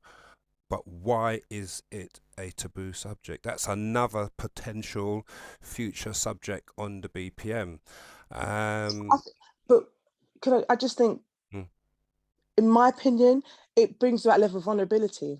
It's that nakedness. It's that, no, I'm not coping. No, I'm not coping, you know. I'm really struggling, you know, I can't pay the bill. That bill didn't get paid, or do you know what I mean? But again, it comes with the life pressures, having to, you know, because if I think of myself, my mum had separated from my dad when I was young. So I've never seen my mum ask, like, beg, like, you know, there's no partner going on around here. It's me. I've gone out and got a job and I am working. Do you know what I mean? So even now when there's times when if I say, oh, like I wouldn't lend money, do you know what I mean? That's not the culture like that. I know people do, and it's and definitely it's okay to do that. If you can and you're got good carry, you pay the money back, it's fine. But I think for some, it's not we saw our parents work 2 or 3 jobs, become regimented in their parenting because they're not asking no one to come and look in and babysit, no pitney. I'm doing it myself, so everyone's staying at home by themselves. Do you know what I mean? It's that culture, that inbred thing that so we don't go out and just, do you know what I mean? It's like you have to beat down someone's door. Like, how come you're not answering your phone? Because actually you've got depression, or you've got more personality disorder, or you don't know what you've got because you're too scared to even take the steps to go to the GP to find out or do the research yourself. Do you know what I mean? We don't take time to say, you know what, it could be this and it's okay. Javina, you know what? 2 things. One, I'd like to thank you for coming on the BPM as a black woman and opening up your heart and your soul and talking about very personal things that a lot of black people do not want to talk about. So can I say thank you on that part? And secondly, I'm absolutely delighted and I feel really pleased for you that you've actually got a man who not only looks at you on the outside, but he is very, very much trying to get to know you from the inside, mentally and emotionally. So whoever that man is, keep up the good work, brother, and look after Javina. All right, thank you for having me. Thank you. No worries. Thank you very much for coming on the BPM. Now, I've seen a chat from how do you pronounce this? Riri? I've seen your chat comments. This might be a little bit controversial. Riri, good evening. Good evening. Hi, thanks for having me. Not a problem. I've seen your comments in the chat. The platform is all yours. Well, I'm just saying that there's always been shortage of men. I mean, in Africa, where I come from my grandmother, some of the men, they marry like 3 wives. They have girlfriends. Some girls actually go after men who are wearing wedding rings. That's when they find them attractive. So we've come, fast forward to UK, we've come here, and a lot of us are single. Now, I'm very controversial. In the Bible, we say that in Revelation, it says that there will be 1 man to 7 women. So if there are 3 men who have 21 women, now 2 of the men are dating each other. So you have 1 man to 21 women. So, I mean, it's hard because when I was young, I'm in my 50s. When I was young in my 20s, I had a lot of guys chasing me and I had a choice who to go out with. I have a daughter who is old. She can't even get 1 guy to chase her because there are no men out there. It's hard. So the girls tend to go out with each other. They're doing, things together with their girlies, traveling together. There is shortage of men, period. So have you, that was obviously in your country. What was your country that you... I come from Ghana. Ghana. And I'm sure some of the neighboring African countries, they would relate that the men, some of them don't have 1 wife. And it's not frowned upon, especially if they are rich and they can afford to pay for their kids, bring them up. They are allowed. In fact, some of the first wives actually help their husbands to look for second wives. Right. So basically, in Ghana, you're saying that there is lots of women who are available who have no choice but to be part of several wives in one relationship. Yeah, I mean, if they agree, I mean, people will fight, people will get jealous. I mean, there are different stories, different scenarios, different backgrounds. I'm not generalizing here, but you have occasions and scenarios where these things are going on. And even in this country, I mean, I know somebody that was living in UK who had 3 wives in 1 house, and they all agreed. They were happy. everybody got on well. So, and you have thruples these days. I mean, the world, things are happening. And some of us will come in and say that, okay, they may not be married legally, but they will be living in the same house and they'll all agree that this is their guy. So you have throuple, you have two women with one man, you have two men with, I don't know. Okay, so can I ask you? You hear all these things on TV. Yes, can I ask you about this country in the UK? I take it you're in the UK, yes? Yeah. Okay, so in the UK, obviously different culture. What do you think about the men, the black men themselves? Do you think the black men are shunning away from black women, or do you think the black women maybe have to expand their like outside the black race to find quote unquote a man? Me personally, they say when you go black, you can't go back. So I prefer my black men. So okay, but is there can't... enough black men out there? Because apparently it looks as though the women are outnumbering the men 2, 3, 4, 5, 6-fold. It's always been like that. We've always outnumbered the men. This is I mean, what I'm if you thinking. look back in history, we've always outnumbered the men. You know, if you look in the Bible, you have David, he married so many. You have Solomon, he married so many. I mean, some of us will put our heads in the sand. I'm sure a few people will disagree with me. And please, if you do disagree with me, let's have an intelligent conversation. Don't go hard and, you know, try and beat me to come to the same terms as you. Go easy on Riri. But you have your different opinion. This is my opinion. Exactly. Do you get me? So exactly. That's what I'm saying. I mean, this problem has been there. And as women, we are forced to say, oh, okay, this guy cheated on me. That's it, it's over. And then you find people going behind. In fact, you have wives who end up cheating with their previous husbands over their current girlfriends, because they followed friends and they broke up. I know I'm chatting whatever, but there's shortage of men, period. Right, so it's you say that one of the main reasons why there are a lot of single black women is purely because, not purely, but a very large contributory factor is a shortage of black men. That's what I think. Okay. That's what I believe. Okay, Riri, I'd like to say thank you very much. Leave it there. Thank you very much for your contribution. Let me try that again. Courtney, let me see. Courtney had a lot of feedback. Let's try it again. Courtney, I've sent a request to be unmuted. There you go. Good evening, sir. Good evening. Nice and clear. Love it. Right, beautiful. It's very interesting debate that you guys are having. Yeah, can I ask you before you start, what part of the world are you calling from? I'm from England, Birmingham, England. You're from Birmingham? Are you black country or are you proper Birmingham? Black country. You're in the black country, yeah? Okay, cool. You're not too far from me then. Yes, sir. So what are your thoughts this evening? Right. My thoughts are, I think that as black people, we're all lost. We're very much lost. And I think that's why we're having this debate now. Because the fact is, we're more Europeanized than anything else. Black people, right, or we as Africans have a different mentality to the white man. And from the age of 5, they've groomed us to think the way they're thinking. And this is why that lady came on and says black women are easy, right? Because I think that we're all in a lost state.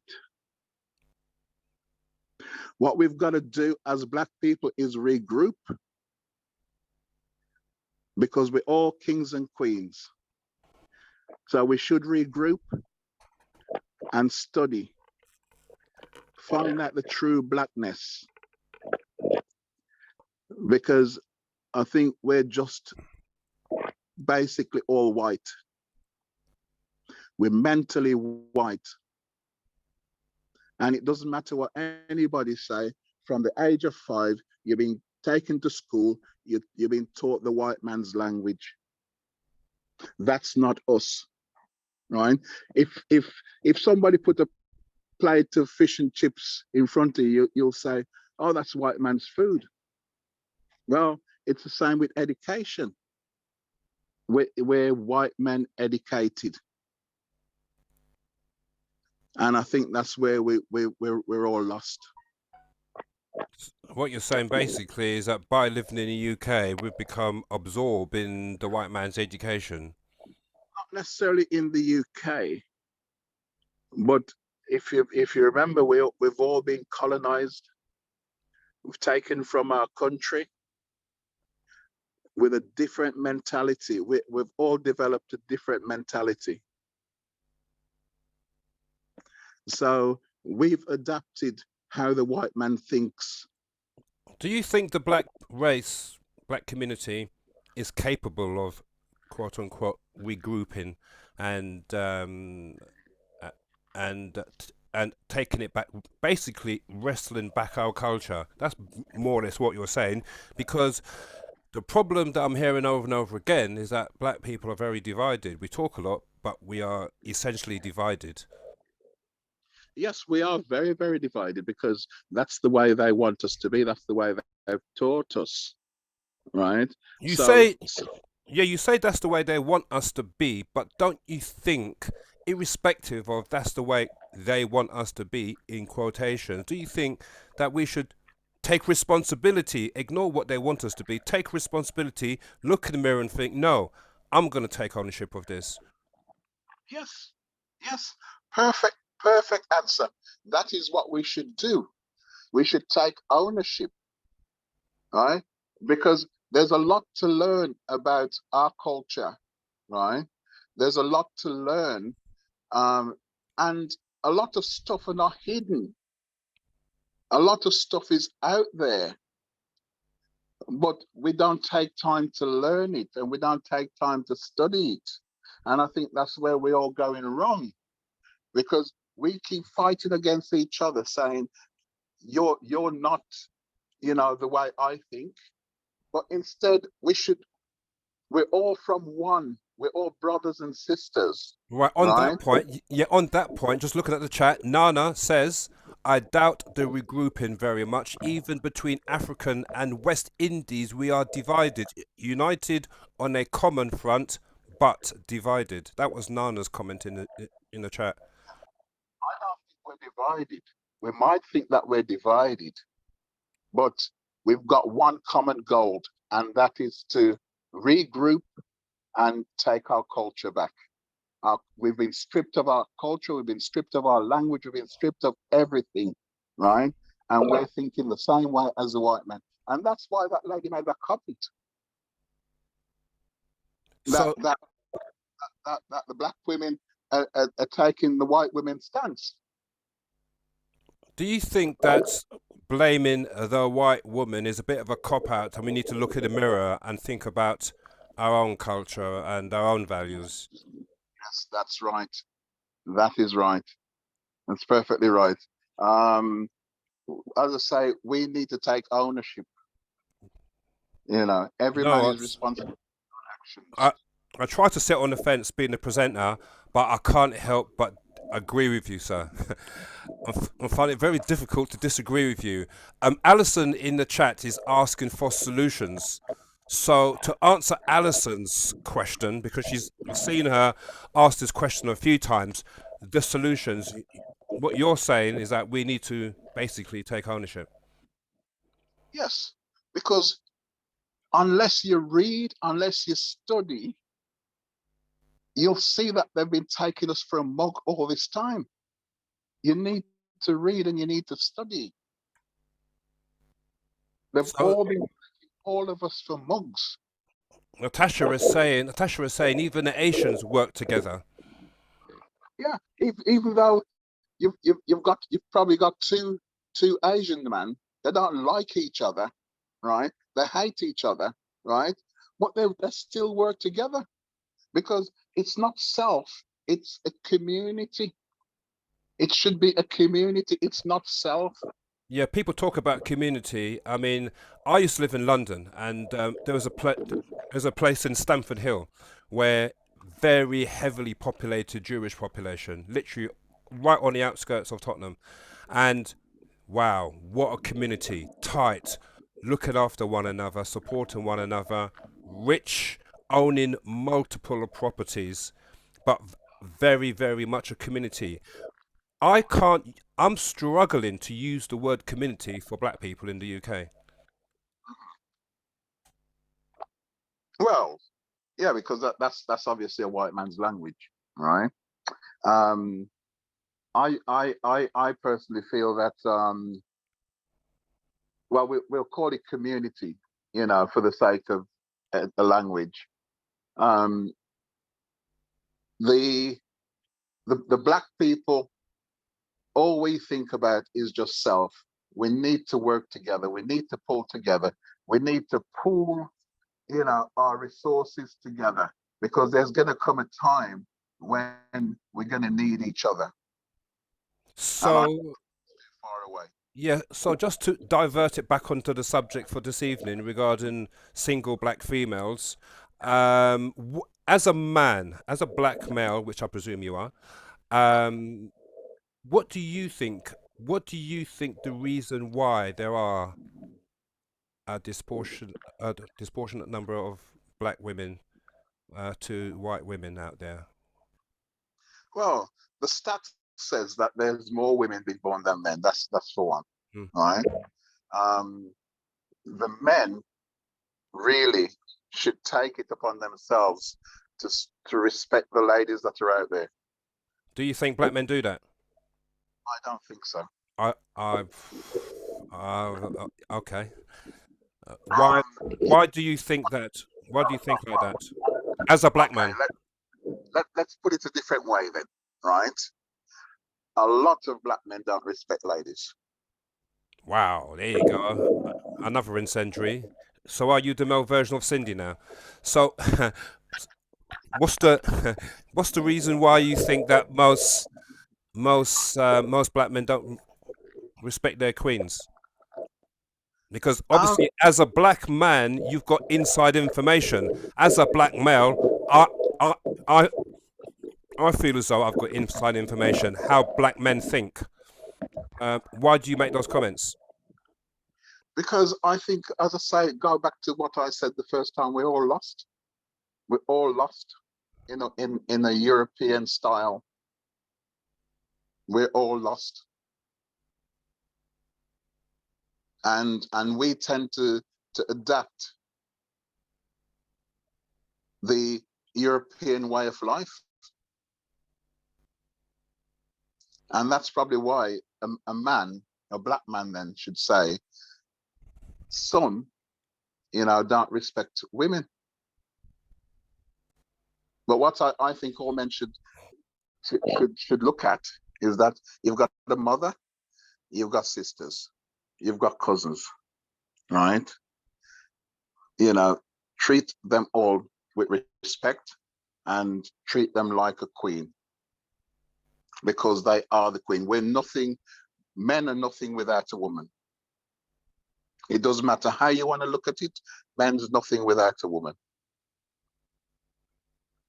No, I hear you loud and clear. Another male perspective. Thank you for your comments, Mr. Green. You're welcome. Yeah, much appreciated, sir. Where are we going to go to? Male or female? Male or female? Let's go to who's been waiting a long time. I'll tell you who's been waiting a long time. A very long time. Carol. Carol. Hello. You're a very patient woman, Carol. You've had your hand up from the start. I know, and I'm not patient, so I think I'm doing very well. Excellent. I hope you've been entertained this evening with all the different levels of conversation and opinions. Oh my goodness, all the different opinions I've heard. Yeah, I mean, it's a multifaceted problem. I definitely think that. I don't think it's just like one simple solution to this, because someone was asking for solutions, and I am one of those people, but I don't think it's just one thing, you know. And like Courtney was just saying, you know, yeah, we are completely lost. We really are. I've been saying this for such a long time. And it's funny, I was just having this debate the other day with some friends, and we're talking about, you know, single Black women and stuff, and what is causing that. And a lot of the stuff that we've discussed on this platform, you know, we came up with. And one of the things that Carol, please tell me that you dropped this flyer, this link into your friends' WhatsApp groups. I didn't, you know, because Carol, do you know what? Carol. This is the first time. Do you know what? It's the first time I've ever been on this your platform. Right. And I kind of didn't know what to expect. Right. And I thought, let me come on and have a quick listen and then see what it's like. And then I'll have a nosy. Word. Yeah, have a nosy, see what it's all about. That's right, but it's been so interesting. And going back, I mean, I personally think that everything starts with self. Yeah, I think we have to be able to love ourselves, yeah, before we're then thinking about how we love somebody else. Yeah, we have to get a better understanding of ourselves. And I think in order to do that, the way that things have become, especially in the Black community, I think a lot of us need therapy. We need to go into counselling or some kind of talking therapy where we can have these discussions and really sort of lay it all out on the table, you know, be vulnerable. Yeah, because that is something that a lot of us are really afraid of being. And for us to have successful relationships, vulnerability is really, really important. You know, I mean, I've learned that the hard way, because it's something that I just wasn't before. I wouldn't open up, and there's just some things I would just brush under the carpet. And it just really didn't make for a successful relationship. At the time, I didn't understand why, but now I do, you know, because I've educated myself. I've done a lot of reading around relationships, and you know, I had to grow as a person. And sometimes also I remember a few years ago, probably about, I don't know, 10 years ago now, I'm in my 50s, by the way, and about 10 years ago I went to a chat similar to this, but it was in person, and it was a sister circle thing. I'd never been to something like that before. And it was just all Black women, yeah? And we were all there discussing basically the same things that we're just discussing tonight.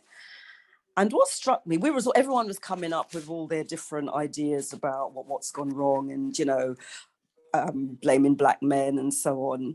And then I said to the lady, I said, do you not think it would be a good idea if we have another one of these and we invite Black men and listen to what they have to say about it all? You know, because they are half of the problem, if you like, you know. And I mean, she was very adamant that no, that wasn't necessary. We know what the problem is, and they just need to fix up. And I remember thinking, well, we're never going to make any progress that way, because quite often as Black women, we say, oh yes, we're single, and it's this and it's that and the other. And sometimes there are some good Black men out there, and they're saying, look, sis, it's because of sometimes we're not feminine enough. I know some of this has already been discussed. Sometimes we're not feminine enough. We've been walking in our masculine energy for such a long time through no fault of our own, you know, because, you know, we've had to do it. You know, I'm a single mother. I've raised 2 boys. Yeah. And not because I wanted to, yeah, because I've been asked to be married, and I chose not to be because I just didn't feel that person was the right person for me. And I just didn't want to become another statistic. So, you know, I had to think carefully about that. But, you know, there are some people who, you know, they get married because oftentimes we're with people just because we don't want to be lonely, you know. Yeah. There is a lot of that. And yeah, and I think someone put in the chat that there are some people who are together, they're with the wrong people, you know. It's not that they're not good people, it's just that they're with the wrong people. They're just with somebody for company rather than be lonely. Exactly, yeah. And we do have a lot of that going on. And, you know, I mean, I didn't want to do that. I could have done it, but I didn't want to do that. And I just thought, right, I've got to kind of work on myself and see what is going on. And I think a lot of us as women, we need to do that. Yeah. We need to work on ourselves. Yeah. I went to church the other day and I looked around. Yeah. And I saw lots of single Black women. I've been speaking, I've gone to church on and off over the years. And there are so many single Black women in church waiting for God to find them a husband. And it's no, but it is. And it's just, it doesn't work that way. It's just not going to happen. And then they become really bitter. Yeah. And sad that all their childbearing years have gone by. They can't have children anymore, and they become these really sad women, internally. And, so we need to listen sometimes to what the brothers are saying, because sometimes there is truth in what they're saying to us, but we're so sort of caught up in our own thoughts about everything that we're just not listening to what they have to say. And I think some of them do have some valid points. Yeah, absolutely. Can I ask you something that you said earlier on? I'm trying to read the Zoom chat at the same time. Got people WhatsApping me, and at the same time trying to listen to the content and what you are saying. Something that you said earlier on that struck home with me. You said that Black women have to learn to become more feminine. Yeah.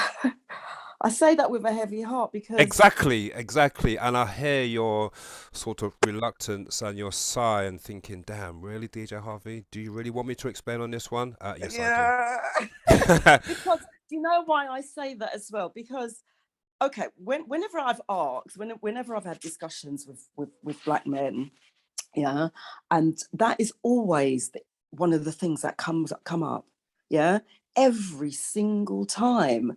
And at first I used to be very resistant to it. I'd be like, no, a load of rubbish, and I was going like this, and I'm thinking, well, actually I can see, when you sort of just take a step back and you listen to yourself, and you start to kind of realize that, oh God, yeah, because I am coming over like that, you get to a point where you kind of hear yourself and you think, gosh, actually there is some truth in this. And then sometimes when you sort of just sit back and listen, just go quiet and watch other people in discussion, and you see especially if they disagree with something you say, and then they become very masculine in their responses and the way they are with you, and that aggression does come out.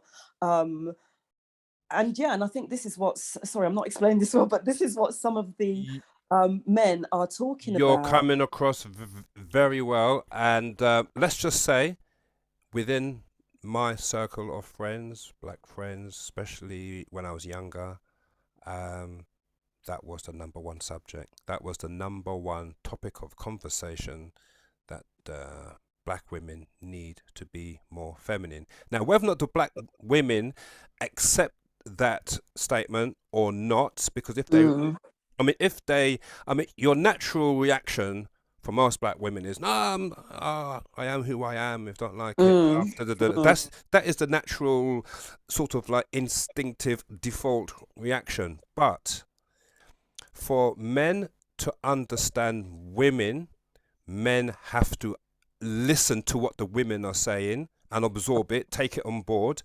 And for the women to understand the Black men, the women must listen to common denominators that the Black men are saying. If you choose to ignore it, you're never ever going to sort of find a solution. Because exactly, we have to work together. It's 50-50, and we have to just recognize that and start to work together. No, we're not going to agree with everything, but I think if we're both able to play our cards on the table, be brutally honest and just raw and be real, I think that will help us to get to make strides, really. Yeah, absolutely. And come together more as a people, really. Excellent. Carol, you've been very, very patient, but you've come across extremely well. So I'd like to say thank you very much. And before you go, Carol, you've got obviously a whirl of girlies in all your WhatsApp groups. The link that you clicked on today Yeah. is exactly the same link for every single BPM show. Oh, okay, brilliant. So basically, if you click it on Saturday evening at 8 o'clock, click it on Sunday evening at 8 o'clock, and click it next Thursday at 8 o'clock, you will be on the BPM.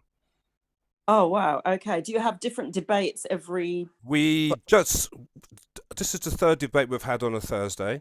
But mainly the BPM is Saturday, Sunday music, basically. Just big people music. But it looks as though that Thursday is our big night. Well, without doubt, our big night is on a Thursday, because look at the number of people that's logged on at the moment. It's absolutely ridiculous numbers. So anyway, Carol, look, thank you very much, and welcome to the BPM. Thank you. Not a problem. Right, who's next? Let's take a man. Sandra, I'm going to come to you very soon. Who we got waiting? We have got Jasmine, we've got Tessa, we've got Sharon, we've got iPhone. iPhone's been very patient. We are going to go to... Who are we going to go to? We are going to go to... She's been waiting for quite a long time, so I'm going to bring Jasmine in. I've also seen her comments in the chat, so... Jasmine, and then after Jasmine, we're going to go to Mikey Hammer, again, very patient. Jasmine, good evening. Good evening. Can you hear me? Absolutely loud and clear. Thank you. I've been whiling out in these chats.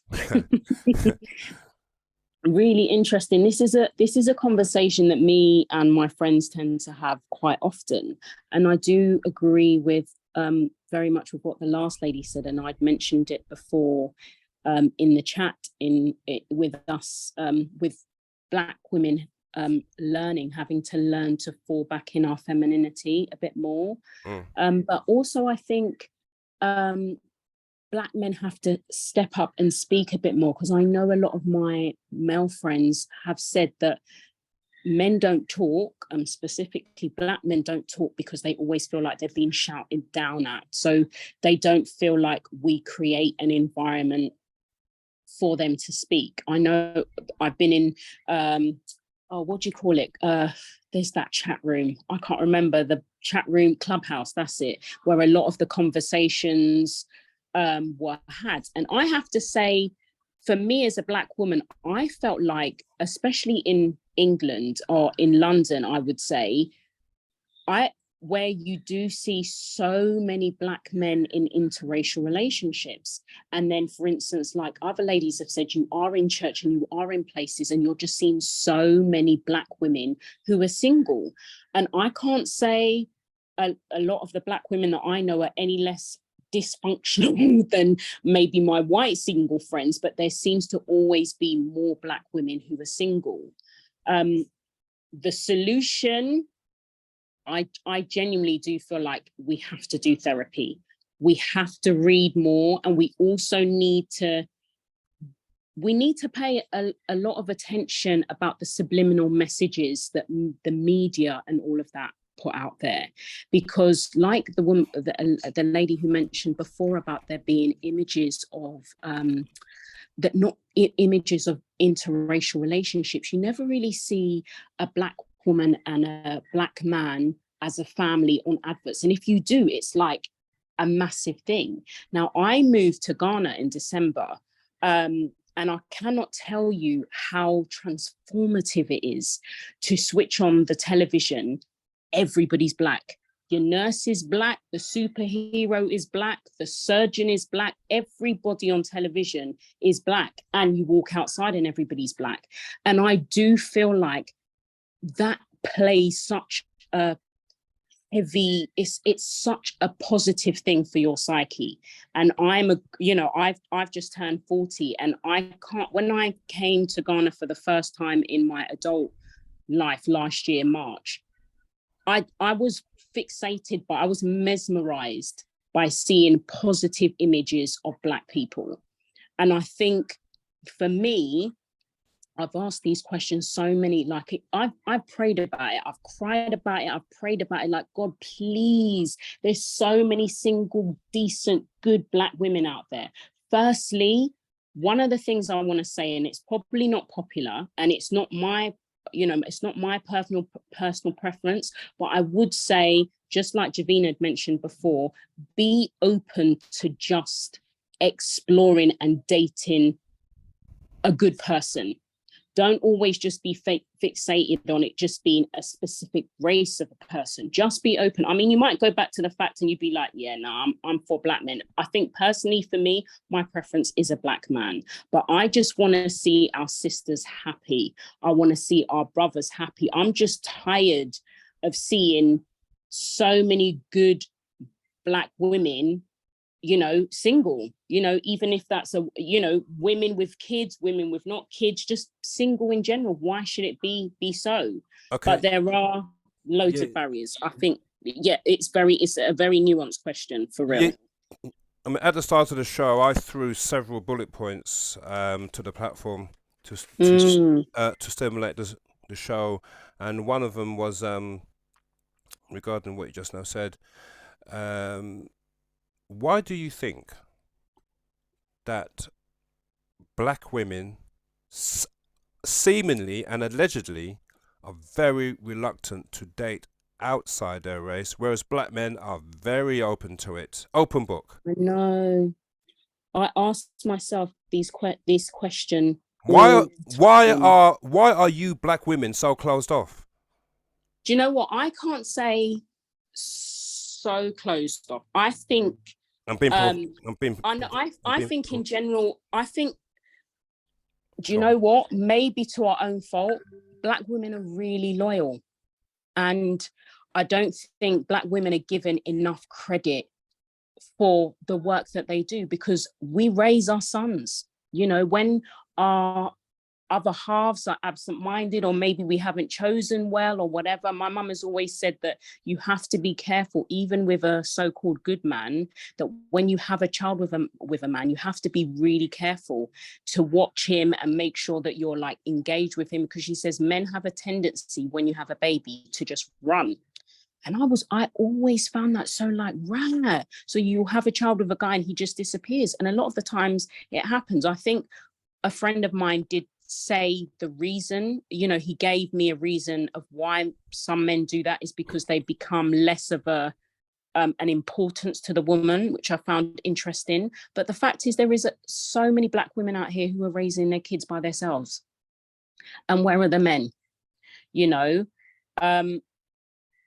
the reason why we don't date outside of a race, yeah, I would say it's really a default mechanism. It's like loyalty to the diehard. I don't even know if it's from slavery and, you know, our men being ripped from us, and do you know what I mean, back broken and all kinds of things. I don't know whether it's trauma or not, and I don't necessarily think it's a bad thing.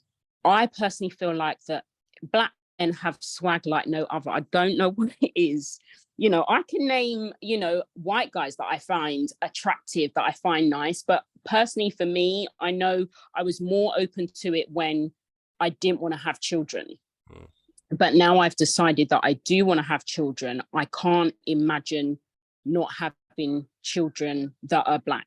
So yeah, on that subject, Jasmine, sorry. Yeah, that's all right. You said to me, I think you said that you was 40 something. Yeah, I just turned 14. Okay, and you said that you want to have children. Have you got children? I do. No, I don't have any kids. I'd be open to having children. Right. Okay. So now we're on a subject that is very, very prevalent for so many single black women out there. Obviously, the biological clock is ticking, and that's right. And unfortunately, in your case, it's actually ticking quite loud. I'm sure it is. How do you feel about the current situation and about the possibility of finding yourself a man that you're going to fall in love with and a man that's going to respect you? Do you know what the funny thing is for me? And it might sound crazy, but my dream has always to be married, even before having children. So I'm not like in some of my friends' situation where they've got to the point where they're, you know, their 40s are etching, and some of them are 40 and over and they haven't had kids and they are really worried. Luckily for me, I'm not that way inclined. I'm kind of the persuasion of, you know what, God giveth and he taketh away. He's the only person that will open my womb or not. I've heard a story of one of my friends who said that one of her friends wasn't able to have kids at all. And suddenly at 46, she fell pregnant. Janet Jackson had a child at 50. And I know for me, these aren't the ideal ages, but I have purposefully stayed single. I didn't expect to be single and not married or whatever at the age of 40, but I'm really concerned about the state of my generation, in that I feel like the ethics and morals are just a mess. I don't understand it. I don't know what is going on out here. Like I know of a friend of a woman. She's a decent, lovely woman, and she is in a relationship. She had a proposition made to her by a married man to be his girlfriend. But then she wants to be up on WhatsApp putting God scriptures. And I've really wrestled with that, because when you speak to her, she doesn't make any excuses for being the other woman. My problem is she's chosen to be the other. You have chosen to be the other woman. I don't understand that, but I also know that that is very prevalent, and it's a very rife thing that is going on, that people are just people who once used to have morals and ethics just seem to be just doing whatever, and I can't understand that. And also at the same time, I'm just not prepared to do that. I would rather die alone than have to deal with that. I genuinely believe that there are good, decent Black men out there, because if I consider myself, I do believe that I might not necessarily be coming across them every day, but I'm willing to go move countries, do whatever to find them. I mean, I've moved to Ghana, and there's more Black men in Ghana than there is. I was about to say, can I confirm that you are? Yes, I moved in December Ghana. 21st. I moved to Ghana. Yeah. Wow. So, listen, I'm gonna move anywhere for a good man, a good, decent Black man. I will move anywhere. Firstly, I need to be good in myself. So, can I ask you, in Ghana? Yes. Yes. Obviously, we've got that issue over here in the UK. Yeah. Ghana, is it a similar issue there, or is it completely different?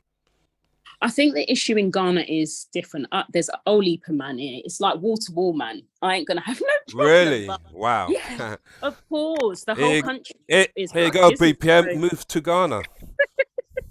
But again, it's like what I said in the chat. It's about the quality of men. Do you know what I mean? Because there are guys here who are very rich. This is the kind of rich that you don't see every day in England, kind of rich. But at the same time, do you know what I mean? You have people who are married, like I said, who are married and they've got a lot of money, but then they're out here proposing for girlfriends, and I'm not entertaining that. So it's kind of a middle ground. And of course, you've got men who are, poorer. There are a lot of people who are illiterate. So you have to kind of pick your battle.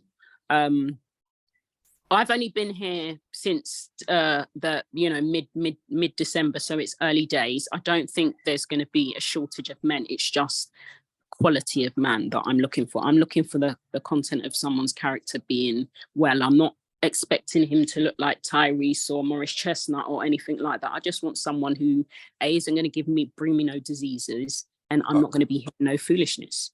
Okay. And before you go, one last question. Yes. Again, very controversial. I love being controversial. Go on then.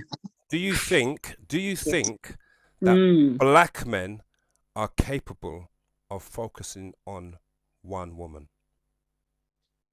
I do. 100%. I do believe so. It's only discipline. That's all it is. Do you think Black men have got discipline? I do believe that there are many Black men who are showing us right now that they are capable of being disciplined. They just have to make the choice. Like, we all individually have to make the choice to be disciplined or not. But yes, I do 100% believe that it's possible. Excellent. Jasmine, you know what? Absolute enough respect to you. Hope Thank everything you. goes well for you in Ghana. And Thank you. Yeah, welcome to the BPM. Thank you very much. Thank you. No problem. Now, I haven't even messaged him, but I'm going to Nick Tapper. Can you had your camera on earlier on. Could you turn your camera back on? Nick Tapper, and then after Nick Tapper, where are we going to go? We are going to go to, who's been waiting? Sandra and Tessa. and Mikey Hammer. But Nick Tapper, are you there? If not, we'll put you on pause. No. Okay, so we are going to go to the next in the queue is Tessa.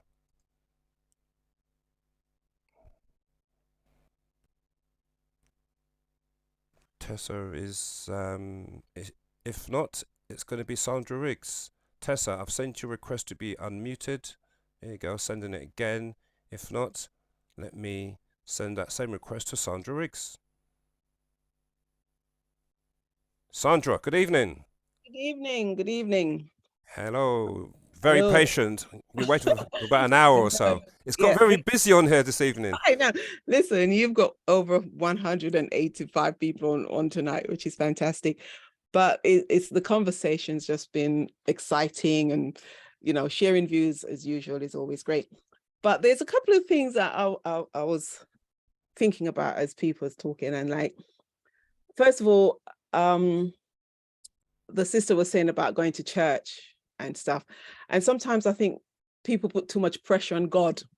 So waiting for God to give you everything, he's giving you your brain, he's giving your self-worth, he's giving you all of those things, or she, because there's now the conversation if God is a man or a woman. So they're going to the synod, the Church of England is trying to change that. So that might be another topic, DJ Harvey, for you.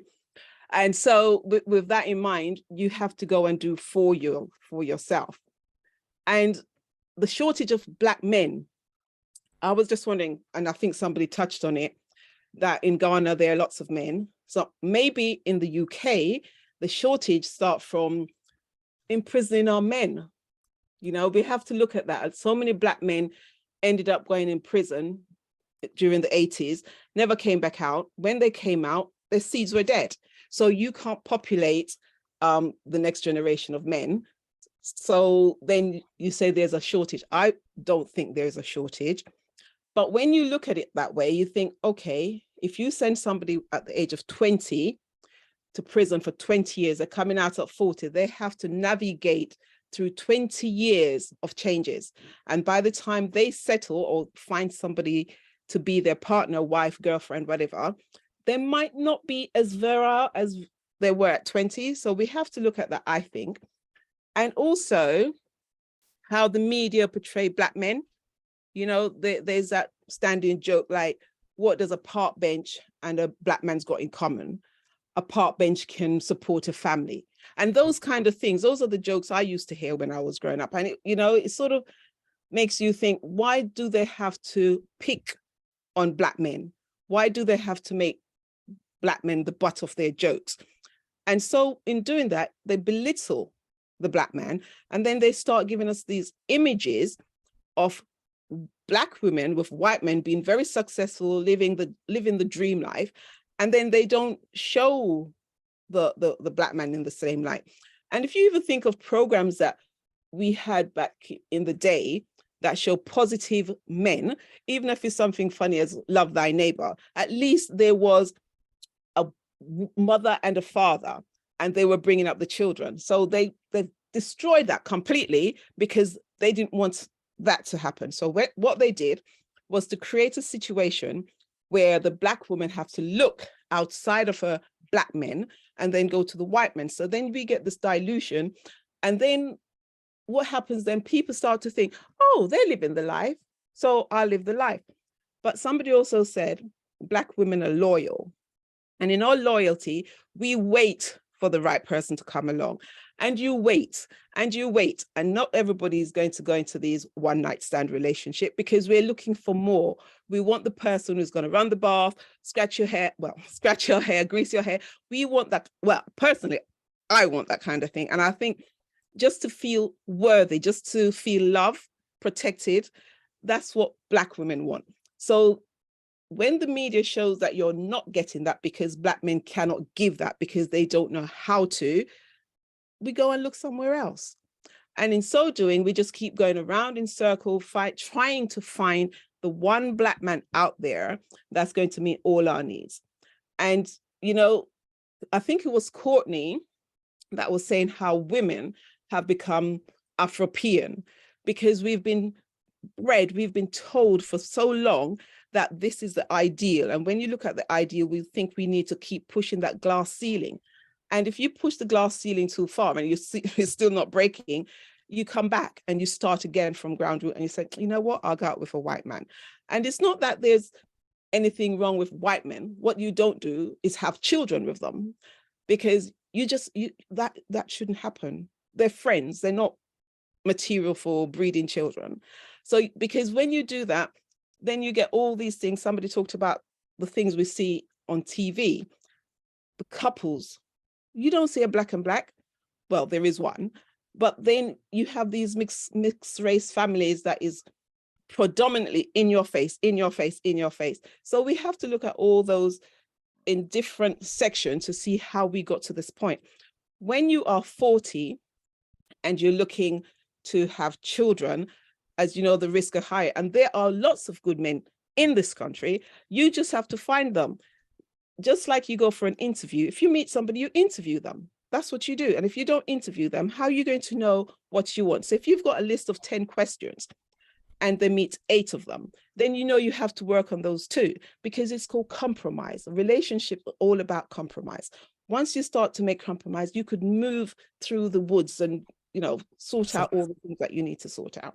Sandra, you said all you need to do is meet them. Now, this is the problem. How do single black females meet desirable black males? This is the question that all the girls are asking. They could meet them anywhere. Where do you find them? You could meet them in the library. You could meet them on the street. You could meet, I think there's still dating clubs and stuff like that. At parties, people introduce them to you. They are out there. I refuse to think that there are not good black men out there. In every race, you're going to find good and bad. So there must be. And I don't think there is a shortage of men. Sometimes you have to teach a brother how to treat you, because probably they don't know, because, you know, when they're growing up, probably with absent fathers and mothers who raise single young black men, kudos to them, because they do a hard job. It's really hard teaching a black boy to be a black man, because there are things that they need to learn. Mom's got to teach them how to do the massage, and all those things come into play, because that's what we want. We just want love. Wendy says that she's not teaching anyone. If she don't want to teach anyone, then you're going to have men out there lost and don't know where to go and find a good black woman, because everybody needs help. Everybody. Yeah, I agree with you. Jackie M. Now, Jackie has put a very, very important point down in the Zoom chat. Now, for those of you who don't know, the BPM has been going for 2.5 years. And there is one consistent message that the BPM family has been filtering to me in those 2.5 years consistently. DJ Harvey, how about doing a dating show on the platform? I've always resisted. I've always resisted because, you know what? I've got to think about this a little bit more seriously now, because this topic, since I brought it about last Thursday, I've had so much feedback. It's been absolutely ridiculous. So what I can say is, subject to lots of research, how to do it and when to do it, I am now seriously thinking about having some sort of dating get together on Zoom one evening. Watch this space. And we need a lot of men on, for obvious reasons. Can I say something about that? You certainly can. I think it should be those for people who are actually looking to go on dates. And if you're in a relationship already, it shouldn't be for you. Obviously. No, because some people will come to test the water. Don't do that, because people are genuinely trying to sort something out. And I know a few people that's tried those dating apps, and a couple of them are pretty happy and getting on well. So there are black men dating sites out there too, as women. There are a number of ones out there. Absolutely. The great thing about Alison say I should run my own bath. Why should I when I've got somebody else to do it for me?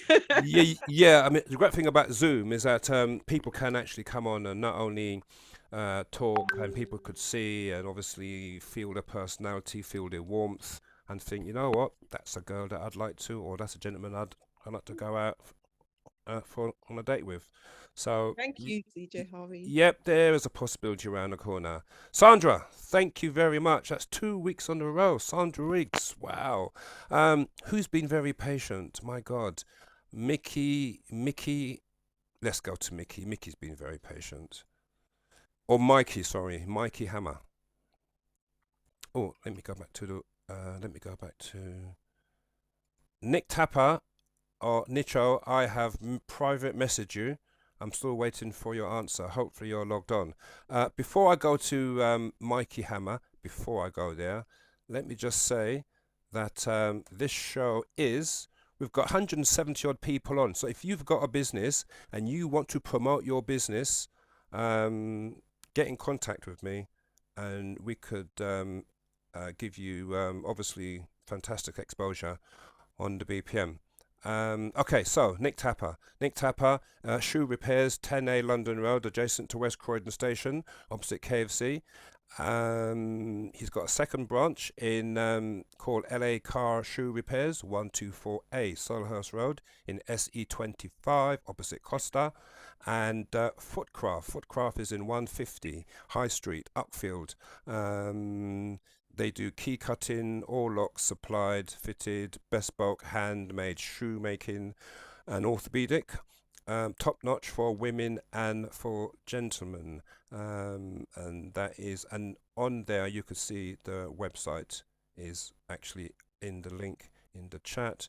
And I'm going to repost it now. The BPM is completely 100% reliant on your donations. We don't generate money in any other source, purely from your donations. Nick Tapper has actually just messaged me. Do you know? Okay, Nick, fair enough. Nick, I need you to come on and promote your own business. That's what I'll be messaging you for. So Nick, let me know. Right, I hear somebody in the background. Who's that in the background? Is it Mikey? Good evening. Aha, Mikey. Good evening, sir.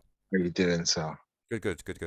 All right. Oh, so many points. So it's what a great show, great topic, and it's over the last couple of years, it's more prevalent. One thing I'd say is that everyone needs to be held accountable in that we all go through experiences, and I think that leads us up to how we enter into relationships, how we deal with relationships with one another. I deem that's what my mother, my sisters, like Black women, are beautiful. And their foundation. I come from community, and we lost that community in that we're going after everything that the world has to offer. And with doing that, we lose the essence of the relationships, and we lose the essence of the unity and the community, because everyone is for self. There's so much things I don't even know. I mean, there's a lot of talk. I mean, there was a guy called Kevin Samuels that's saying that what I realize is that I look at I'm amongst Asian people, Indian people in particular, and they will go back to India to get a regular guy to husband up, to have the woman will go back to, I don't know if it's Calcutta or Bangladesh, they're going to get a regular guy. In our community, the bar is raised high. So when a woman becomes a banker for a European cut and earns 60,000, she's not going to look at a cleaner. She's not interested. You got to be, the standards are set high. You know, you want to, and then with the standards being set high, you oftentimes heard that there's a Pookie, there's a Ray Ray, there's these type of guys that the females all like. The ones that earn the top money, there's a small percentage. Even in the UK, we're only about 3% of the population anyway.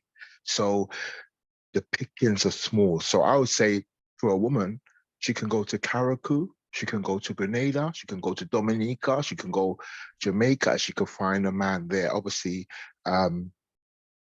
you want them to be hardworking and industrious and productive. And the women want producers, as far as I'm aware of. And a lot of producers out here, there's only a few of them. Not every man is like a producer. The average man, you know, earns about £40,000, £45,000. So there's a lot of stuff out there that's making it toxic for you know, influencers, social media influencers. A woman mentioned about the media. I'm not trying to plug into the media because it's tricking us, whether it's Oprah Winfrey, whether it's that woman Kiara saying about all my single ladies and independent and strong. No, you're not. We need each other. You know what I'm saying? We need each other, because I'm out here grinding, and I'm a solo artist right now. But I'd rather be a duet rather than a solo artist. I mean, it all depends on our experiences. For me personally as well, because even growing up from primary school, you know, we all go through experiences from primary school to having two beautiful daughters from a woman from Dominica, you know, having relationship experiences from, phone's going all over the place. You're growing up spread. I did share this to a few of the group chats on WhatsApp, just friends, family connections, and my global discussions. I shared it with a couple of networks. Hopefully a couple are listening. A couple of them and then will call up if you're not gonna, if the show's gonna carry on for a little while. As I said, where everyone needs to be held accountable. Men now, I didn't really know the nature of women, even though I grew up and my mum catered for my dad, cooked him meals. He was a producer. All the women in the community wanted him. I'm just realizing now, like, they would chat up to him, and like, because of his status, if they could get a slice of the cake, so to speak, or if they could get like a piece of him, they would have taken it. Not like that, no disrespect to them. I feel as though what you just now said is actually true, sadly. Yeah, if you're a top earner, he went private school, and he used to manage a community club. So, you know, he worked with the council. He was a prominent, and as I said, he went private school and stuff. He's from Cuba. So the women, when you have, my experience is, when you have a female, other females can sniff it on you. They know that you've got another woman. And then you're more, if you're solo, as I mentioned before, this solo artist business, there's other people that are really, really interested in you. Obviously, you got to know, you got to love yourself, you got to know yourself. And then for a man, what I'm learning is that you build up your status. You go out there, you know who you are, you're on your purpose. When you are on your purpose, females just come to you. When I was going to church, I was going to see and know about the Most High, God.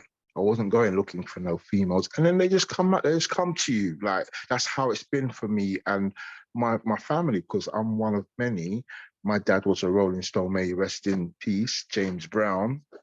And his name was James Brown, funny enough. Not James Brown from the US of A, but James I was about to say. Yeah, not the James Brown. But as I said, those producers, females, as I said, Bob Marley, they females just flood to them.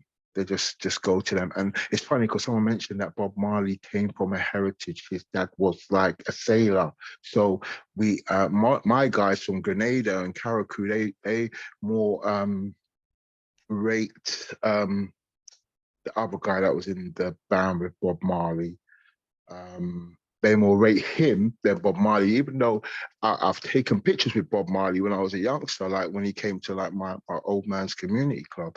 So it's so much we can go here, there, and everywhere. I mean, what do we do? I mean, a lot of people need to have healing because of traumas and experiences that they've been through. Even for myself, I was remembering some stuff that when I was a youngster. Sean saying Peter Tosh. Peter Tosh, that's it, Peter Tosh. They more rate Peter Tosh than Bob Marley because they know that his roots and his heritage are like not from a sailor, Scottish sailor.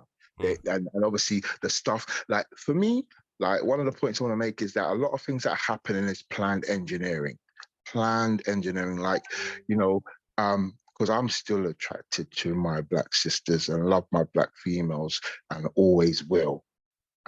Yes, I'm open to dating outside. I have done. However, ultimately, I desire to be with someone from my own culture, whether they're from Cuba or whether they're from Haiti. I don't, it's not, or Ghana or Africa, because I've been to Africa and I've gone there, not even looking for it, and I've had someone link me up. So it's not that I'm going there. And let's say we want to be like, the attitude of the females as well. They're very, because they've had to bring up children by themselves. They're saying, I'm the mom and the dad. So they do have that. Some of them have a masculine energy, and I'm more like feminine attributes of a woman. I'm attracted to that. I love to see a woman in a blouse and skirt, a dress. I love those type of women like that. I'm not gonna lie, no funny. So I think a lot of black men do, to be honest with you. And just inputting a little ounce of my own personal opinion is that I think most black men are attracted to the feminine side, and whether or not it's a subconscious thing or a deliberate thing, a lot of black women have become a little bit hardened. And some of them don't even know that they become hardened. It's like one of the callers said earlier on, she realized after denying it, she realized that she needed to soften herself a little bit. Yeah, they have become combative or and it's funny. I don't want to just say it with reiterate or speak like, obviously, because there was a guy called Kevin Samuels that put content out there. A woman's dress size, is she keeping herself fit? Is she keeping herself feminine? Is she keeping herself like? Is she willing to submit? There are good men out there, but you're definitely going to have to look out for them. It's just what you're willing to settle for. I started a conversation saying that I noticed that the Asian women who were working hard out there, their man them are coming from India. The man them are coming from like Pakistan or whatever. They're not like the producers that they would like to have, they're not there for them. So if they want to, it's funny because even with our race, like even though people had children young, because even my grandma, my mom, my great grandma, all had children young and had plenty of children. So when we buy into the system that's here now, it doesn't promote family. And as I said, the community that we had, it's kind of lost in the sense that people wanted to make it. I don't know if it's Maggie Thatcher that's influenced it, or the media, or Oprah Winfrey, but everyone wanted to get up there for themselves. Yes, you do have to find your purpose and pursue it and make life for yourself and that. I wouldn't like to think that the community is finished. I like to think that, you know what, there's still hope, but I'm not dealing with the hope strategy. And as I said, there's influence out there that are saying like holding females accountable for what they're doing, if they're having children out of wedlock or whatnot, but the men as well need to stand up and respond for their children. Because I've always found with responding for my children, I will get blessing, I will get favor, and I will advocate for the man them to do that.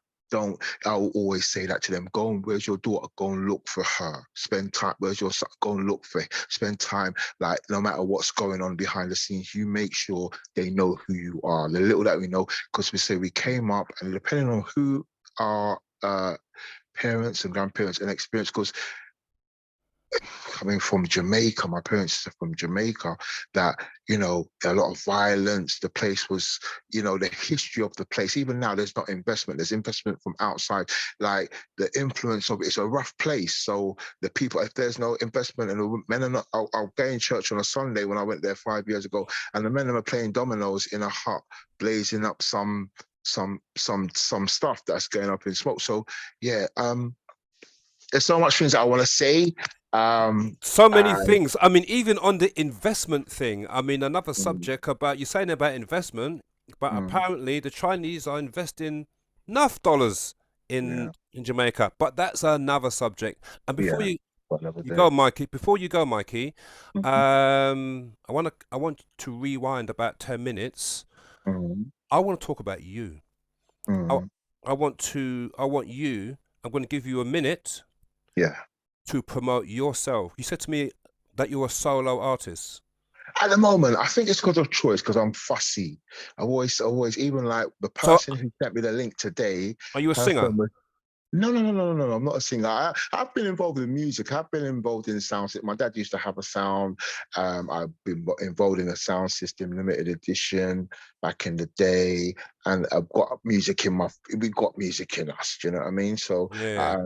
and my brother was more of an artist, or to be vocal and sing. He would be like that. But I have it in me, but it's not like, how can I say, I haven't gone down that route, so to Okay. speak. No. I understand that. And is this the first time on the BPM this evening? Yeah, it is. Right. So you need to be logging on, whether or not, if you're in Saturday or in this Sunday evening, same link, click it, music all night. All right, then I'll do that. Definitely. Yeah. And my friend who sent me the link, I'm grateful to her. God bless her, because obviously, like, it's interesting, because I said men are very fussy as well. The men them like before, like my dad or even my stepdad took my mum on with 2 children and then had his own child. And let's say men are more like fussy now. They don't necessarily want men. They don't necessarily want women with children. There are guys that will have women with children and marry them and have another child. So men are just more learning about the nature of women as well, because maybe before they didn't know that. So and obviously men like to go for a younger female. Someone mentioned that earlier on as well, that men like to go for younger females, because I'm not sure what that is. It's just like a natural innate thing. My mate, he's 38 or whatever, his woman's like 25. I'm like, okay, is that how you're getting on? Like, but even myself, I'm like that as well, because I'm like in my 50s, but I've linked up with someone who's 40. So it's innate. You cradle snatcher, Michael. Cradle snatcher. 43. Come on, bro.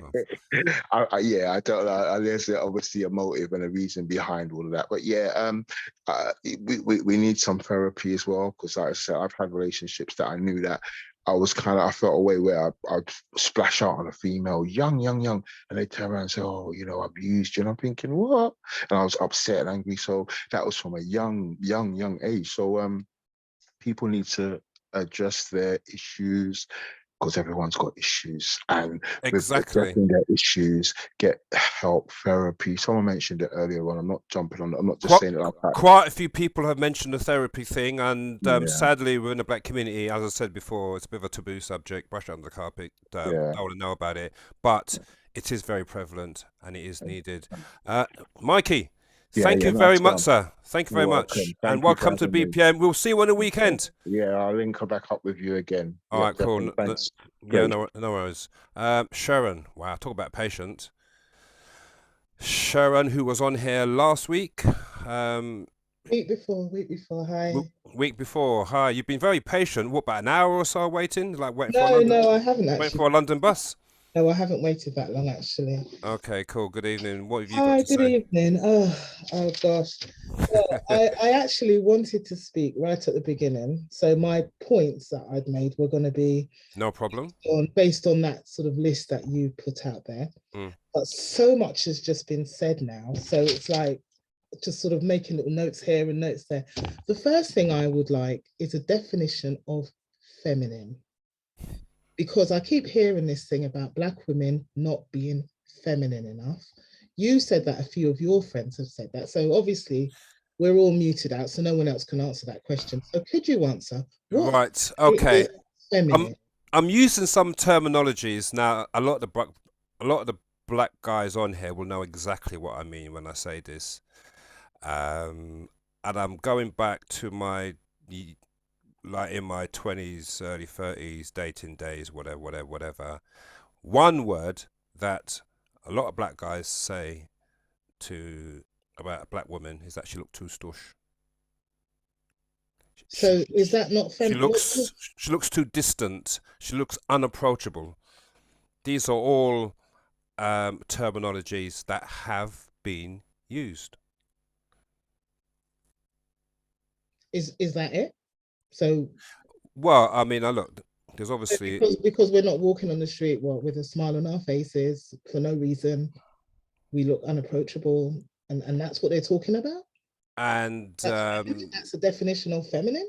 Look, I could say a whole heap of more things that would go down that road regarding being a bit more feminine. Uh, it's something which I know the men are saying over and over and over again. Yeah, but what does it mean? How can we be feminine if they're not actually telling us what it is they want us to be exactly? What does it mean? I mean, I know what feminine means, you know, in probably dictionary terms, but in terms of men saying that Black women are not being feminine enough, what exactly do they mean? Like I said, they are not being what exactly? it's basically more easily approachable, more open in a conversation, rather than be dismissive. It's a sort of like, why are you talking to me for attitude? This sort of thing. Again, I'm just rewinding my mind back to 25, 30 odd years ago. I'm just regurgitating the things that were very prevalent during conversations in my 20s. Okay, so could this be that we are not being approachable because of the way we are being approached? Because if you're talking about going back 20, 30 years ago, those were the days of a man going psst, psst, yo to you on the street. Those were the days of maybe being in a rave or a dance and somebody not actually coming up to you in your face and saying, can I dance with you? A hand would just snake through the crowd and grab hold of you. I have seen it for myself. It's been absolutely... Right. A lot of men have got a lot to answer for in dances. Absolutely agree with you there. Right. So could it be that we are not being seen as approachable because of the way that we are being approached? We're not being approached in a way that that is conducive to us being open to even a conversation. Is that a possibility? Absolutely. Absolutely, without a shadow of a doubt. Okay. All right. So then also there was some talk about allowing a man to lead, allowing a man to lead in the relationship, about us being too or Black women, I'm saying us, Black women being too masculine in the relationship. Now, not every man is a leader. Not every man is a strong leader. So if you have a man who is not a leader, how do you step back and let him lead? Do we allow him to just lead us down a dark alleyway and with no real direction? Not every man, because you're a man, because you were born with a penis, doesn't mean that you're going to know how to lead. Doesn't mean that you're going to know how to be the head of a family. No, obviously everybody's different. Someone has to do it. And if he's not doing it, then I have to do it, or we have to do it. And I think that's what happens a lot of the time. I hear you. I hear you. Okay. And then you had the question where you're asking about Black women not being open to dating outside of our race. That was actually a comment that I wanted to make at the beginning, where I was actually going to say that we don't allow ourselves to be open to all dating opportunities, i.e. we're not prepared a lot of the time to date outside our race. And I think part of the reason for that is because Black women dating white men is not seen as a norm yet. At one time, I remember many years ago, before Black men dating white women was seen as a norm, Black men made excuses for dating white women. They would say that, oh, she's got money, or I'm just with her because she got a nice car and I'm driving her car, whatever. There was always an excuse, but now there's no excuse anymore because it is seen as normal. It's seen as normal in adverts. It's seen as normal in, you know, soaps, soap operas, whatever, on TV. But Black women with white men is not yet seen as a norm. And until it's seen as a norm, I think we're going to continue to feel very uncomfortable.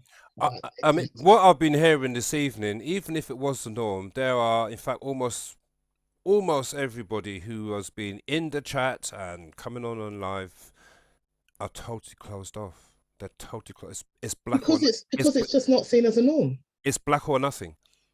Because it's not seen as a norm. We're not seeing black women with It's coming across, rather than not seem as a norm, it just seems as though that is their preference. End of. Norm or no norm. That's the way it's come across this evening.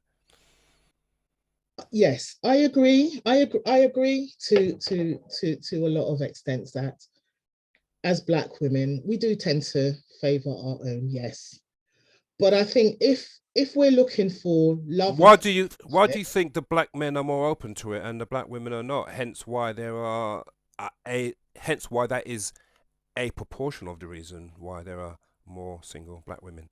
Why do you think the black men are more open to it? Because it's seen as a norm. Because it's being pushed on us all the time. It's what we see. So it's just nothing. It's like a natural progression, I suppose, because it's just seen as nothing. It's a norm. Okay, well, what I said, I mean, Black Pearl says that you do have a choice in the chat. Sandra Riggs says maybe it's a norm. MMG said stay in your own.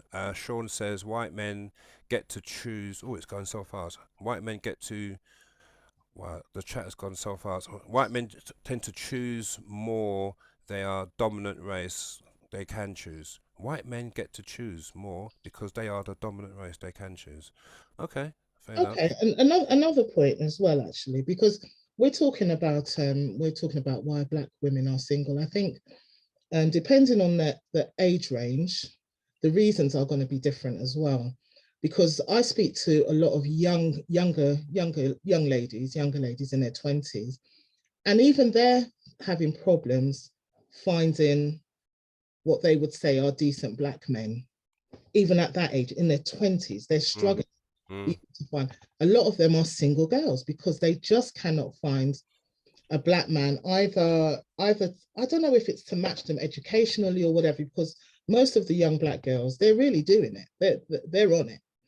They've got their degrees and they've got their decent little careers that they're starting up and what have you. And they're finding as that the boys or the young men of their ages are not performing. I actually quite. You know what? Actually, the more you actually say that, the more I'm actually agreeing with you.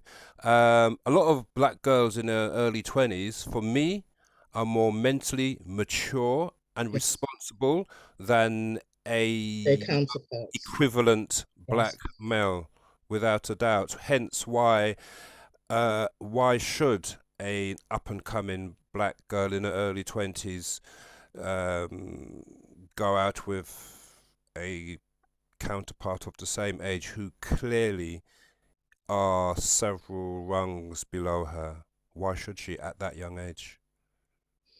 Okay.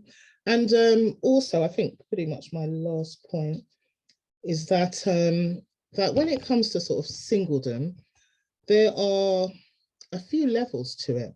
I mean, there's different reasons why people are single, and the way how we're talking on here, we're speaking as though everyone's trying to find somebody but just unable to. However, some people do find somebody, but for some reason, the somebodies do not stay with them. There are women who attract men, but for some reason, men don't stay with them. And why? I don't know. Is that something about them, or is that something about the type of men they attract? I don't really know. And then you have some women who, they just prefer to be single. They're single because they want to be. So, you just have different levels as well. I think, I don't know why, I might be controversial here, but a lot of women in their 40s and 50s are saying, I'm single because I choose to be single. I question that. Do they really? Yeah, are they really? Yeah, I feel as though if a man came and they met them at Tesco's tomorrow, very young, charming, well-respected man, asked for a date, they would go on a heartbeat. I don't think they choose to be single. I think they're single because they're single. and if he comes along, he comes along. If you don't, you don't. I don't think they choose to be single. I think some women do choose to be single for their own particular reasons, maybe bad experiences, scarred for quite a little while, want to take time out. But I believe the majority obviously would like a man in their life, a man who will respect them and love them.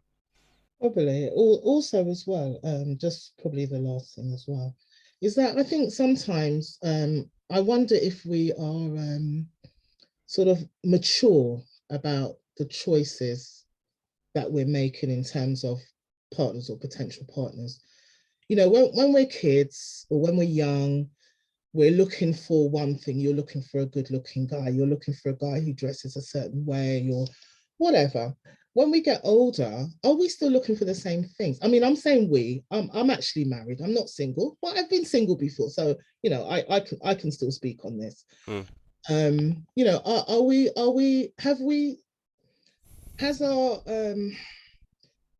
our wants and our needs and our ideas of what we need in a partner, has it grown with us as our age has increased?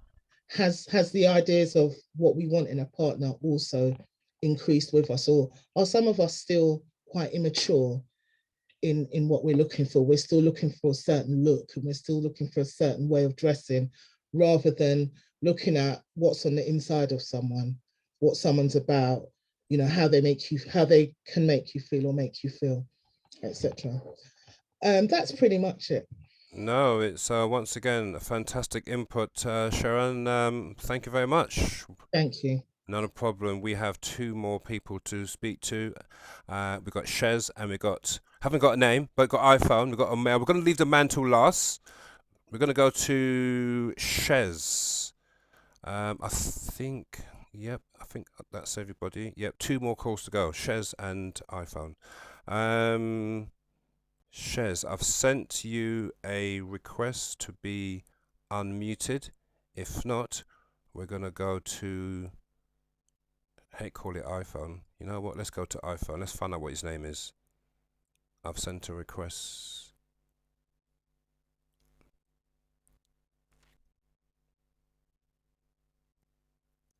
I've sent a request. He's talking. I've actually sent a request to Shez. And I've sent a request to iPhone. iPhone, can you hear me? You got your hand up. Look at that. Last two calls and everything's gone smoothly. There you go. Brilliant. Good evening, sir. I think it's up to 15 people. Yes, sir. Good evening. Hello? Oh, let me send the request again. Okay, there you go.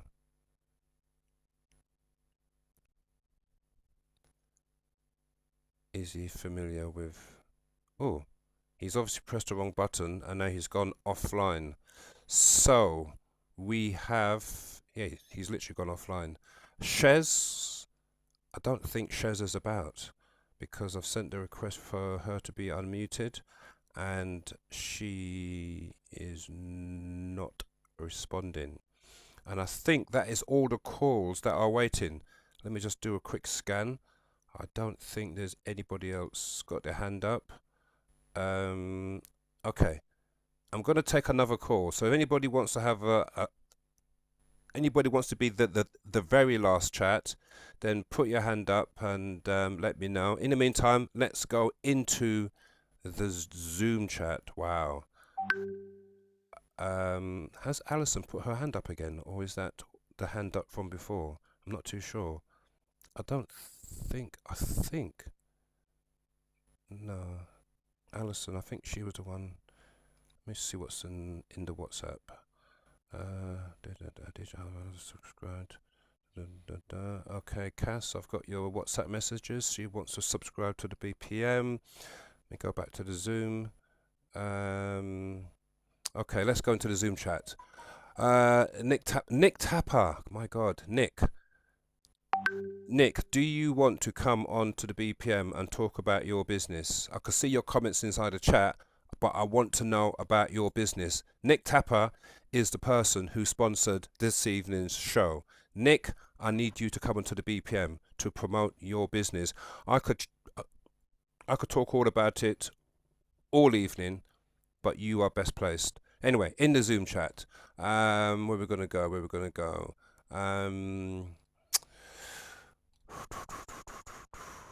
Rosie says some leave undesirable relationships and choose to be single. Absolutely agree. Joe's, stop that, DJH. Being single and open to a relationship is different to wanting and actively seeking. And Jasmine says, great point. Forget about what DJ Harvey says. Jenny says, some women who say they choose to be single then get jealous of you when you find a man. Let me see. So much chat, it's unbelievable. I don't think we've had a chat as busy as this ever on the BPM. Cassandra, the struggle to find a decent black men or black men in general could stem from the fact that we have high incidences of crime in some of our young people, so they are a few levels behind. We need to raise our kids with the values and morals that will guide them into the future and future relationships. I don't think there is any more persons who wants to come on. Let me go back into the chat. Okay, so hang on, let me just see who this is. Okay, Alison. Okay, let me just send Alison a message.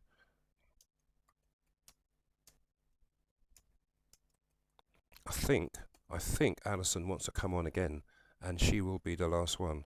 I'll just send her a message, and yes, she does. Okay, there you go. Oh, and we got Joe.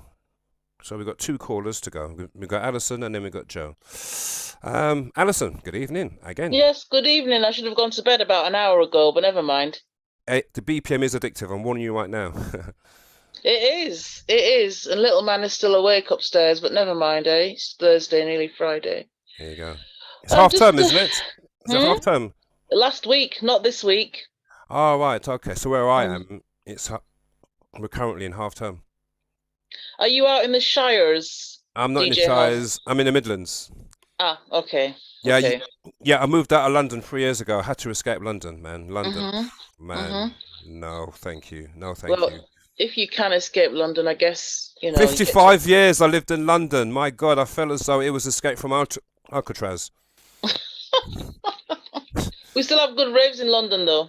They have wonderful things in London. In fact, the best thing in London is Arsenal Football Club, but that's another story. I'm not into football, so I've got no idea what you're talking about. No problem. Anyway, you want to add, you are the only person to come on twice, so yes. So I was going to make a joke, but children are probably still listening, but I won't make that joke anyway. And it's going on YouTube, and it's going on YouTube. Yes, that's right. That's right.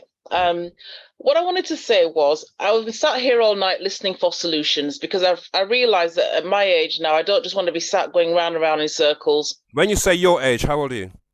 Or is that a bit of a sensitive question? It's not a sensitive question. When you get to read through the chat, I'm 17 years younger than the person that I mentioned earlier who's got a big birthday today. And if anybody else saw it, the chat is moving so fast, I got no chance of guessing. Absolutely zero. Well, other people saw it, and it's his big birthday, milestone birthday. I'm 17 years younger than him. Wow. And I don't know how to feel about being 17 years younger than a 70-year-old. He's 70 today.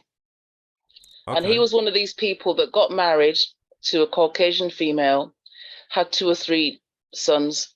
And then after he married her and got divorced, did not want to get married again. So literally, he's just hopped from woman to woman to woman. And he's one of these Caribbean men, got clear eyes. One day they're blue, one day they're green, one day they're grey. And some of us, unfortunately, have got a thing for eyes, hair, height. Okay?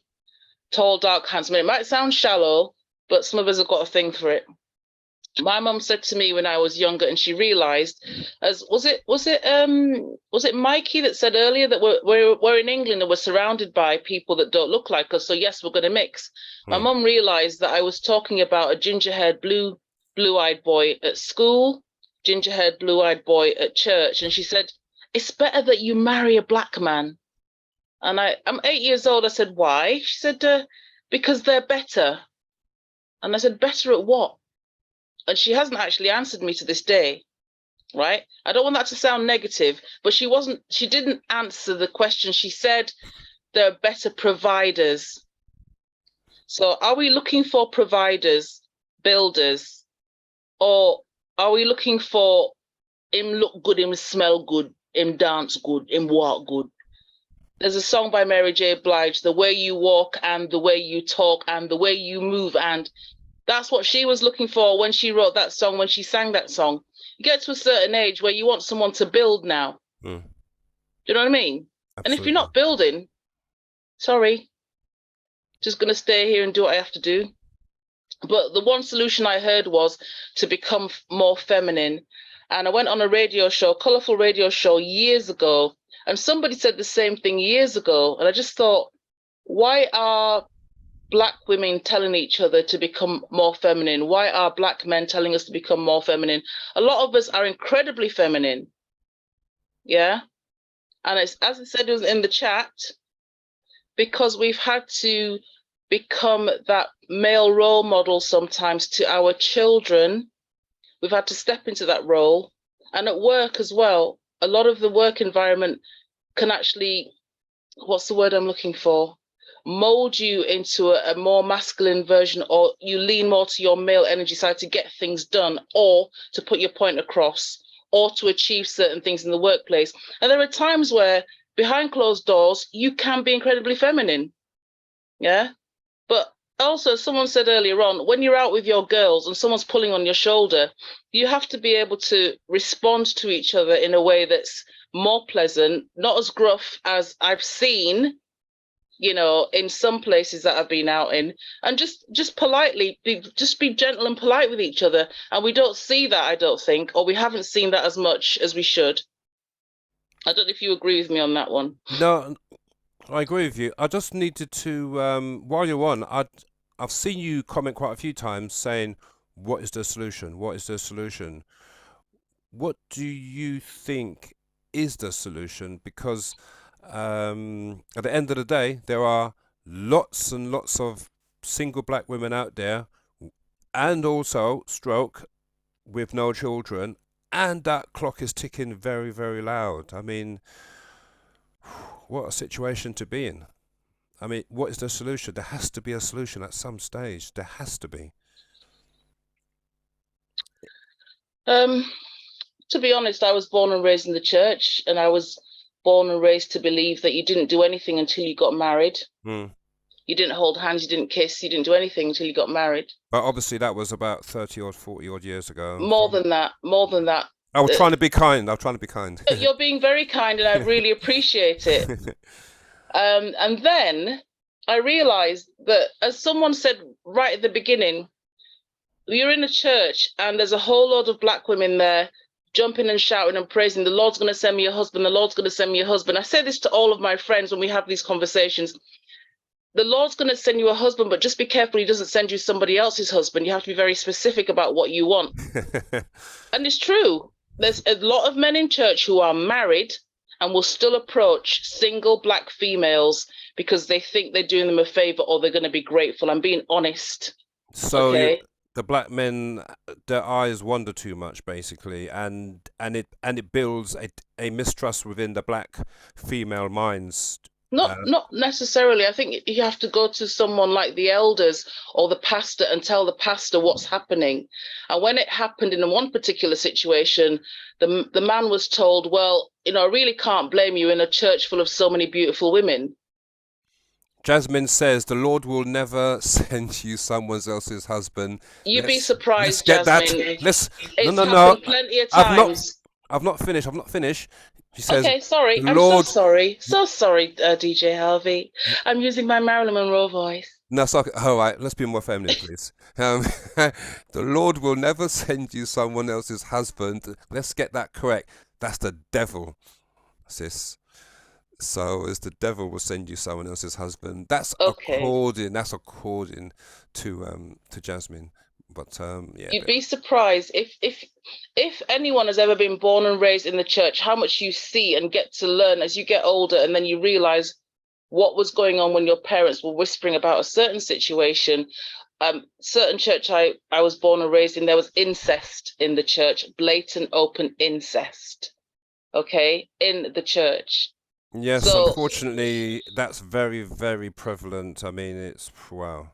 Yeah, unfortunately. well, with regards to this ticking clock that you mentioned, the biological clock, I decided that if all these women are saying the Lord's going to send me a husband, then they get to the menopause and they can't have children anymore. Then they said, well, the Lord could still send me a husband. I just won't have any biological children. I just thought to myself, that's really sad. Yeah. That you wait all this time, but you're waiting until you menopause. And then you say, well, I can always adopt, but he still might send me a man in my 50s or 60s or 70s. And I just couldn't see it. I could not see it for myself. You sound as though just what part of the UK do you live in? The best part of, well, I'm from the Shires and I live in the Shires. So I'm from Yorkshire and I live in Berkshire. Oh, right. So you're from up north, but you're living down south. Yes. All right. Yes, indeed. With a diluted Bajan accent and a bit of Yorkshire accent also mixed in there. And you're forgetting the most important part. What was that one? Well, Bajakan is a portmanteau of Barbados and. Oh, right. Okay. Well, I'm from Vincy, so Oh dear. Yeah. Why oh dear? Because you'll never guess. You're never going to be able to guess either part. That's why. Exactly. Anyway, look, it's been nice talking to you again. And you, I've got one solution, so I'm happy. Go on. Yes, exactly. Don't go to church and ask for a husband, basically. Well, yes. I've been told to stop believing in fairy tales. So, Cinderella. And there's a lot of chat about people raised on the Bible and the mentality of people that believe what the Bible says and all that sort of thing. But it does work for most of us. And at the end of the day, when it's time to leave, we all end up in a church anyway, saying goodbye to the person. So I'm quite happy with the decisions that I've made. And so far, so good. But what I would say is that it's not an issue to be single. The church teaches you that singleness is a gift.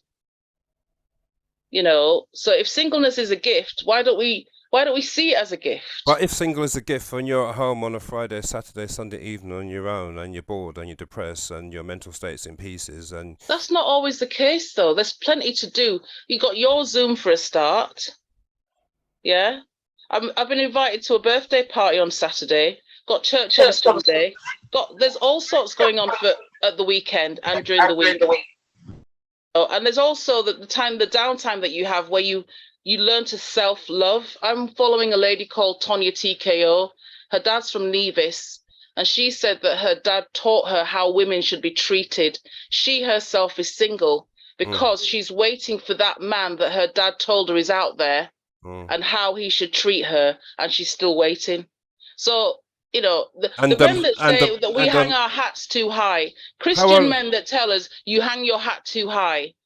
Did I know I had a hat? How high is the hat supposed to be put? Do you know what I mean? There's all sorts of things that are said to us, but you know what? Just think about it. Jesus Christ himself was single, never had an issue with it. No worries. Alison, thank you very much. Thank you. Okay. Cheers. It's nearly midnight. I'm going to say good night. Yeah, Thank you. Yeah. Now, while Alison was on the call, Shez came through and she unmuted herself. I'm looking for her again. Oh, yeah, there she is. Joe, just bear with me. If Shez doesn't answer this call, I'm going to come straight to Joe.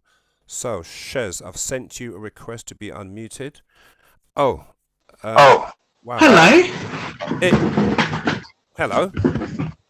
Hello, good evening. Wow, you are seriously loud. You're literally blowing my eardrums off. I don't know how to change it. Can I turn it down? Is that better? No, so I'll just take my headphones off my ears, that's all. Yeah, go on. What have you got to say this evening?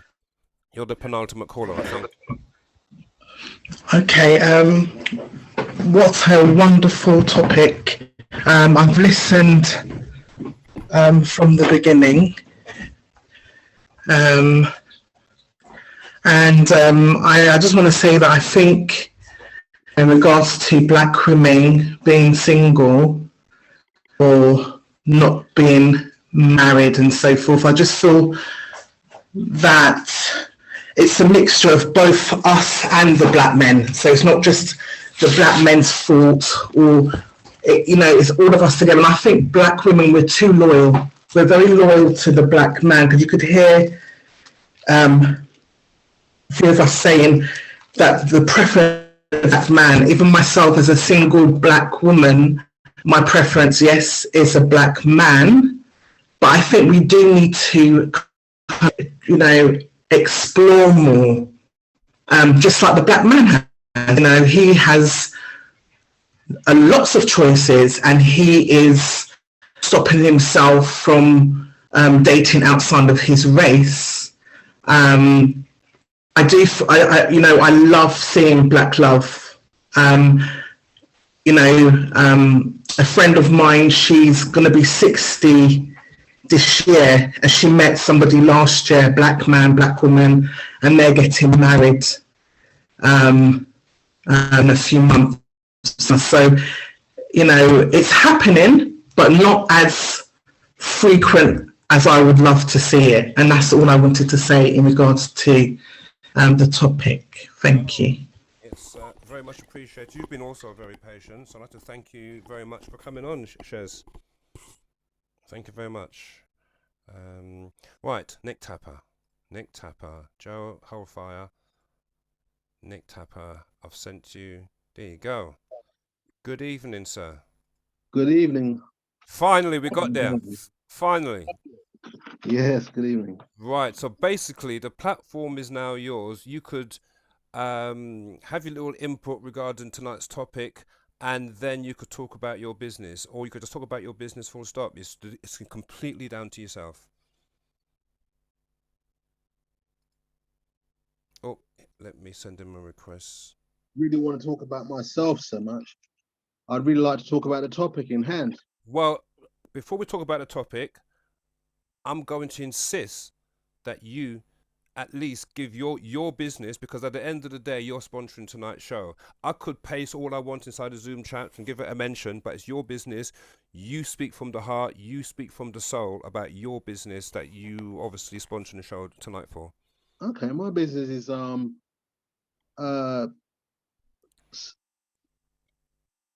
small business. It's I do shoe repairs, key cutting, and shoemaking, orthopedic work. It's something we love to do. All my workers are top notch, really. Top notch work we do. And you've got 3 branches. You've got one in West Croydon, one in Selhurst Road, and the other one in Uckfield. Yes, that's correct, Harvey. And Footcraft is the one that does the shoemaking. Yes, the shoemaking. That's by Franco. Right. Franco Crawford, yeah. And what high-profile persons have you made shoes for? Well, we've made shoes for the tallest man in the world. No way. Yeah. Yeah, Franco's Wow. made shoes for the tallest man in the world. And what size was that? What size was that? I can't honestly remember. You'd have to ask Franco. He was supposed to come on this show himself, but he had some problems. All right, okay. And I'm logging on. Wow, tallest man in the world. That's more than that. All our customers are celebrities. You know, we like to treat every customer like an old friend. And yeah. Excellent. Thank you very much. Like I said, the BPM is entirely entirely supported by donations. To increase the capacity to over 100, BPM had to pay an extra 40 quid or something, because our capacity was only 100.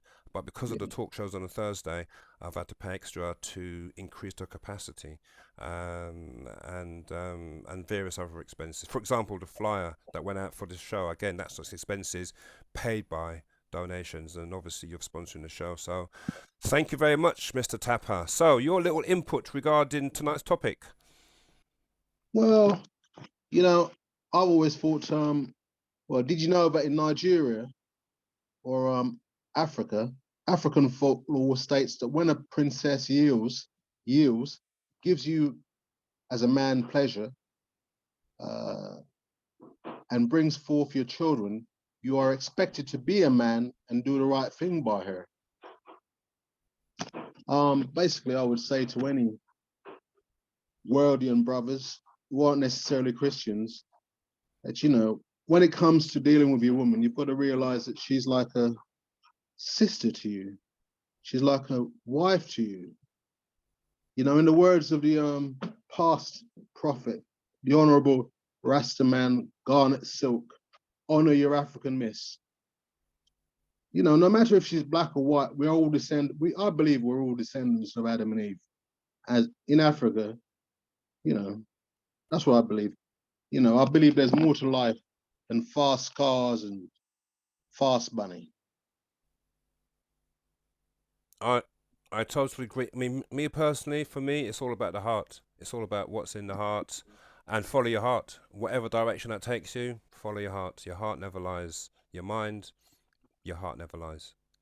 Yes, indeed. I believe that, you know, even if a man comes out of prison, you know, he should do whatever it takes, you know, to take care of his family or his woman, in terms of, you know, repair shoes, clean toilets, wash cars, you know, care homes always looking for people. You know, don't be too proud to get your hands dirty, I say. Absolutely. Because in this country, there's always something to do. Always. Always, brother Harvey. Providing you put yourself out there. Me done talk. Yeah, cool, no worries. Okay, sir. You've been the penultimate caller of the evening. I'd like to thank you, and thank you for your support, sir. Thank you, brother Harvey. Have a wonderful night. No worries. Right, Joe. Joe, you are going to be the last caller. Before I go to Joe, we've still got 130 odd people logged on.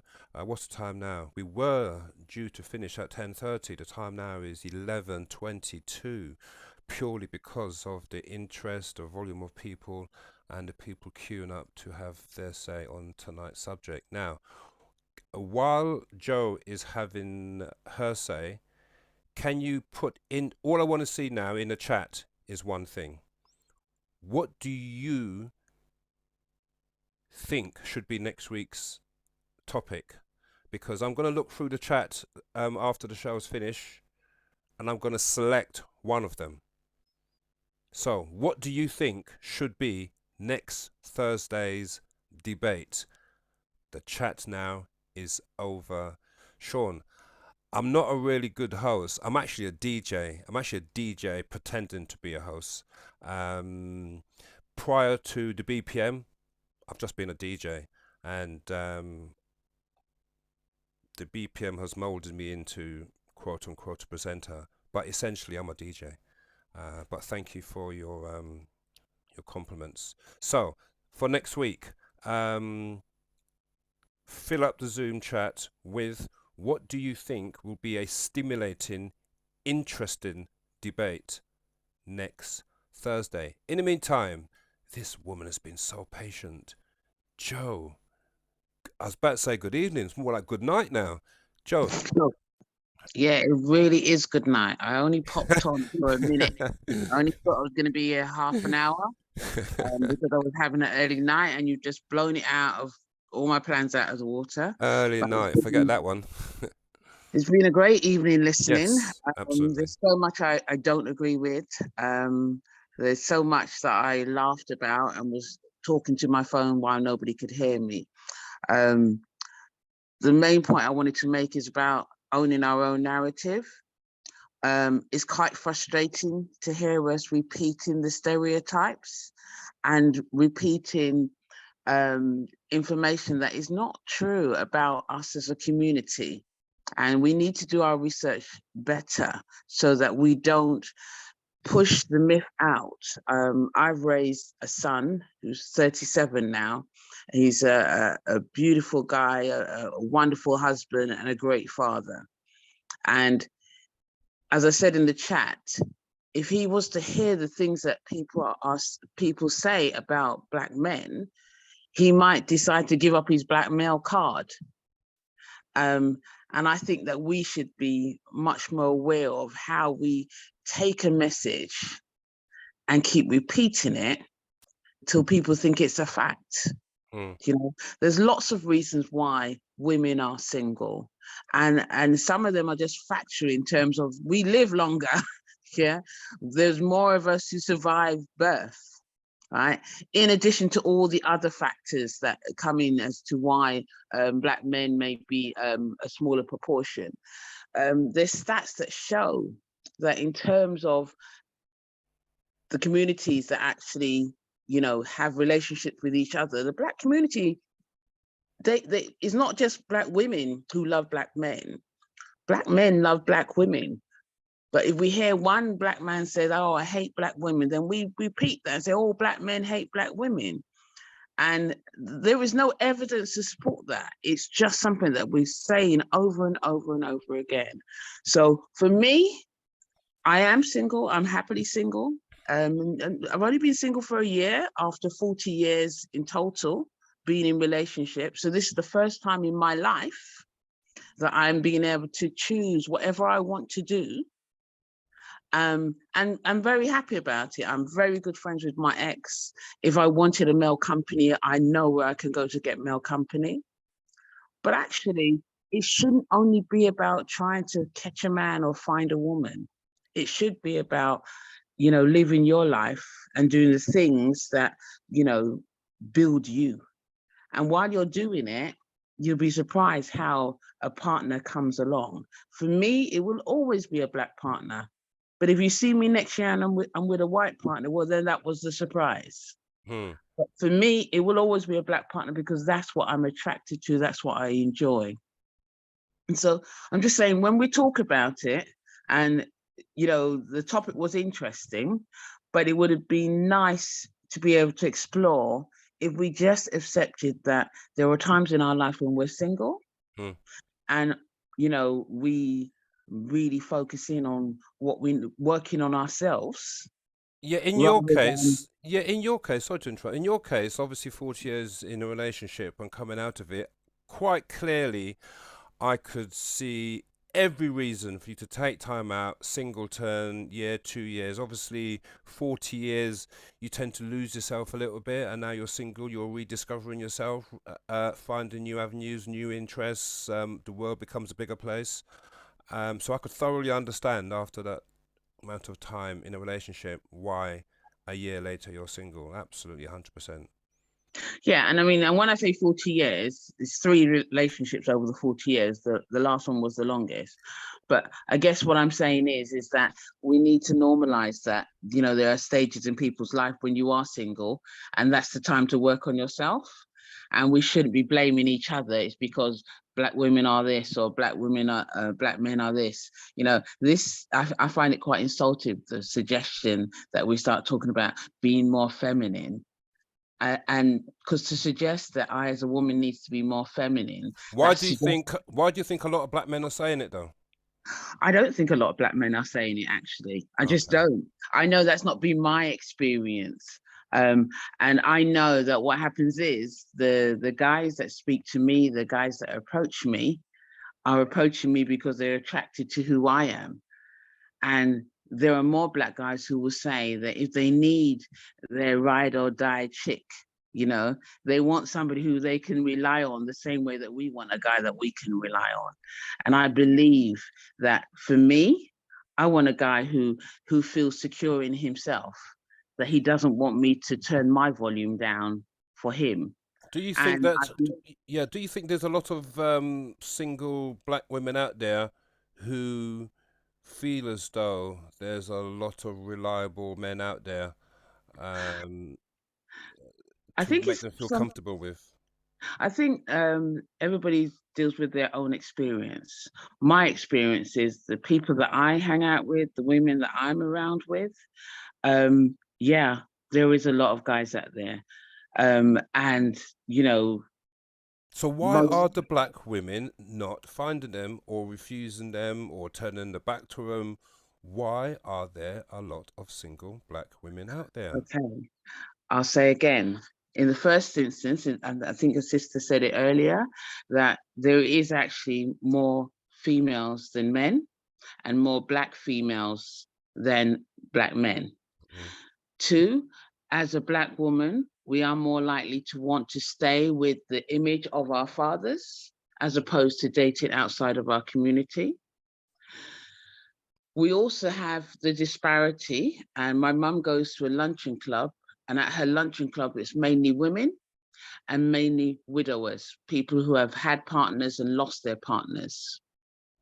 And so with that, taking that into account, there's lots of good reasons why there are more single women. The other thing is that because of all the doubt that we're having to cope with people saying to us that we're not feminine, we're not attractive, you know, our hair don't look good, we have to be a certain way. I think we're making women ill. We're making us doubt ourselves. And so therefore, you know, if you won't attract people to you, if you think there's something wrong with you. So I think that we need to just start talking to ourselves better and be nicer to ourselves. And I think that's what becomes the attraction when we're not approaching relationships as if we're either desperate to be into one, or this is my last chance, or, you know, oh gosh, I'm so blessed somebody smiled or spoke to me.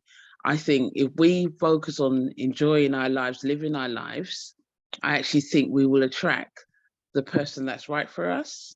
And I'm just going on my experience. My good friend that we hang out a lot, she's been married twice and is single now as well.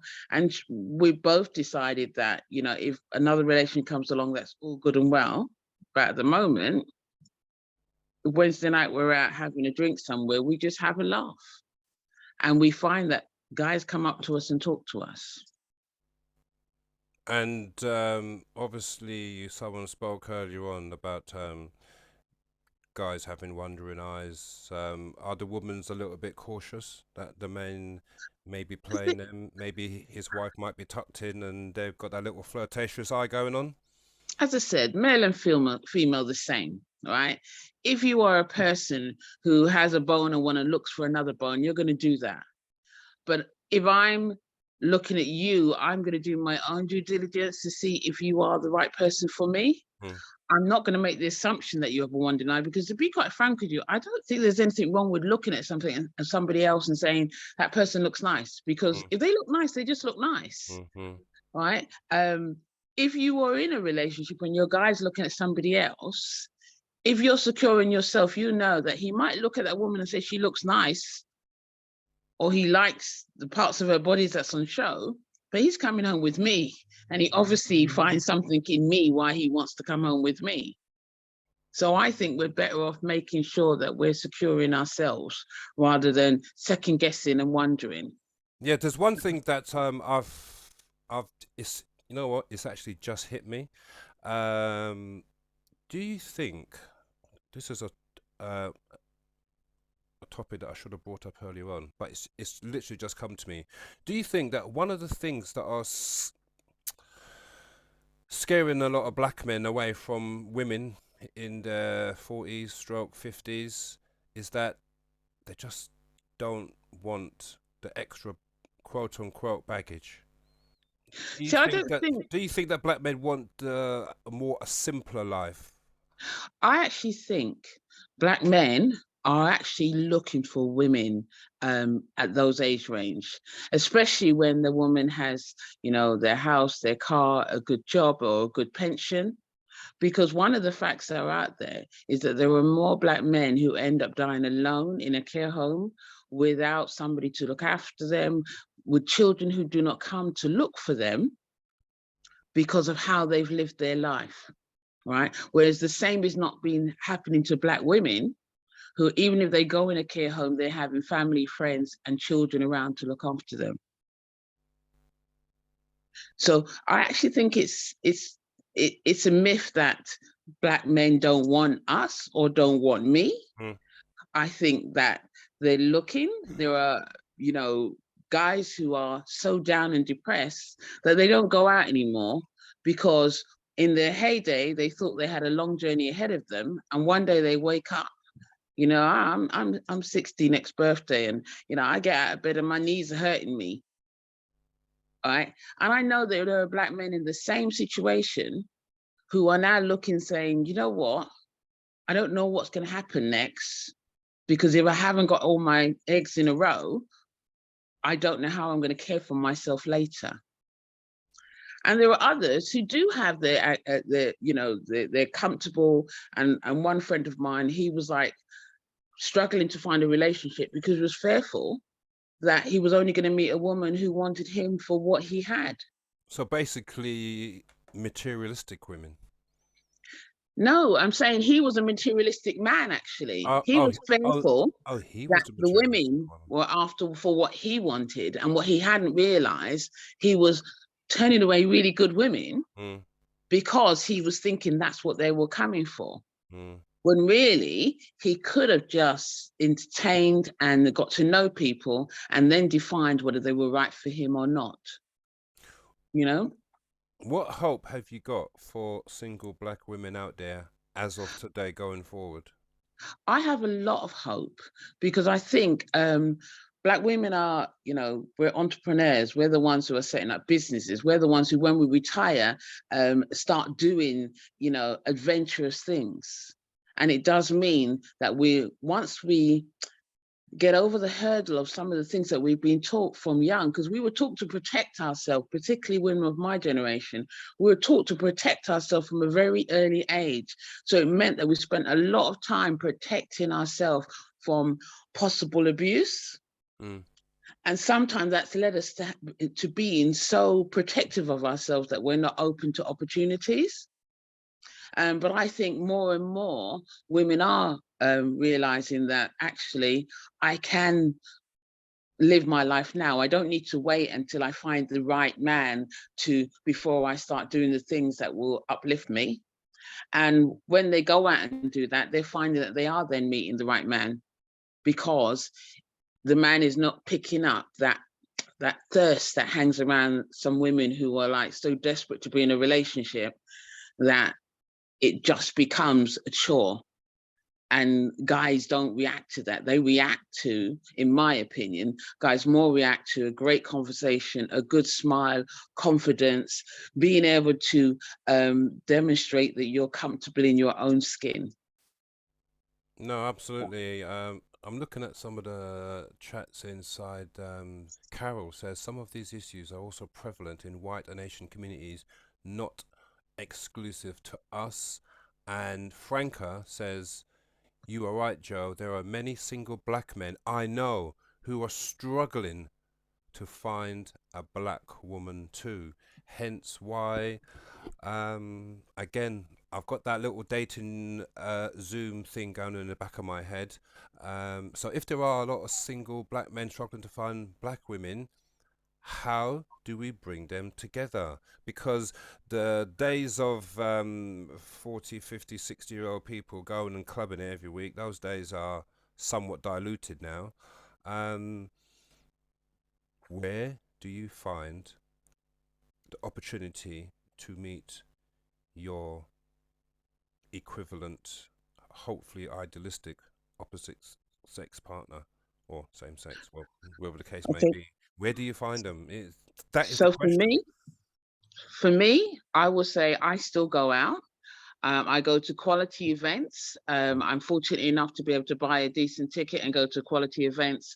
I can go on cruises and holidays that are organized for people of my generation, my age. I do go to nice wine bars. I do go to nice events, whether it's business events, and you know, and meet people there that are interesting. Can I ask you? Can I ask you? cruises, quality events, business events, are these all black events, or are they somewhat diluted, or are they mainly Caucasian events? I hang out with black people. Okay. That's where I feel most comfortable. I work mainly with white people, but when I'm relaxing, I hang out with black people. So even when I went on a cruise, which wasn't an all black cruise, actually, I ended up in a group of about 20 of us black people on the cruise. The black people gravitated to one another, basically. We gravitated to one another. We taught them how to candy. We had a fabulous time. We had a fabulous time. And that's why I say that it's important for us to work on ourselves so that we pull and attract what we want to us. And I was on the particular cruise I'm talking about. I went with an aunt who went to bed really early. And I was thinking, what am I going to do walking around this place by myself? And a black guy came up to me and said, oh, why are you waiting outside here? Come in the theater with us. And next minute, I was in a group with other black people enjoying myself. Excellent. Well, you know what? You have been the last caller this evening. And I would very much like to thank you for coming on to the BPM and giving your point of view. Thank you very much, Joe. Thank you. Not a problem. Thank you very much. Wow, that was an amazing subject. Jackie, suggest a topic for next week. What is the single man looking for? Let's go through some of these. Rosie said, need a place to go. Quality, big people styly. Sean, it's been difficult reading all the comments, but one thing that I do know, Sean, I'm disappointed that you haven't come on, because quite clearly you're a funny guy. You're a man. You're actually quite a funny guy. A bit of a wind-up merchant, but you are a funny guy, and he's been consistent all the way through. And every now and again, he would throw in a really commonsensical comment.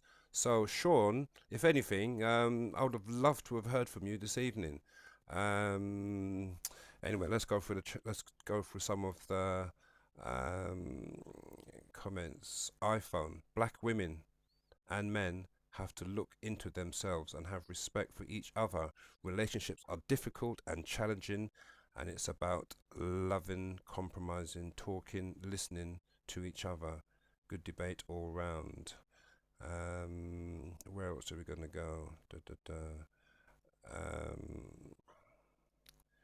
Brian, great points, Joe. Being a successful relationship takes effort too. Being fickle and self is not the way. There are good brothers out there. Some just can't see it. Where are the black brothers? I don't understand why. This is from Jackie. I don't understand why we get a panel of black men and put the question to them, rather than the expert, us women, to guesstimate. You know what I would have loved? I would have loved a relationship expert to come on and give their point of view, but that's for another show. Okay, so what is going to be the subject for next Thursday? We've got over 100 people on at the moment. Mental health is so prevalent. Black on black violence. Do you know the biggest crime against black people is black people? The biggest crime in the world against black people is black people. That is a big debate, a massive debate, and one that could possibly be here for next Thursday. What you need to do, let me highlight myself. Where are we going to go? Spotlight. Okay, so basically, for all the BPM updates, send me a text and I'll send you the updates, the links for all the shows, the topics and so forth. For those of you who don't know, who are on here for the very first time, 2 weeks ago we had, if you look into the Zoom chat right now, that is the YouTube link. Oh, crikey. That is the YouTube link for our very first show that went on to YouTube. There's over 1,000 views on there regarding the girl who got attacked by the lady and her children. Go onto that link, click subscribe, and ring the bell when you subscribe, so you will get notification when tonight's show goes on YouTube. This is going to download and it will be going on YouTube, and it should be on there by 9 o'clock in the morning. By 9 o'clock in the morning, this show will be on YouTube. Now, 107 people, if you stay online right now, because we are going to end at midnight in 15 minutes time. So I'm going to stop the recording from YouTube. Thank you, and for all of those watching on YouTube, the BPM will see you again, same time, same place next week.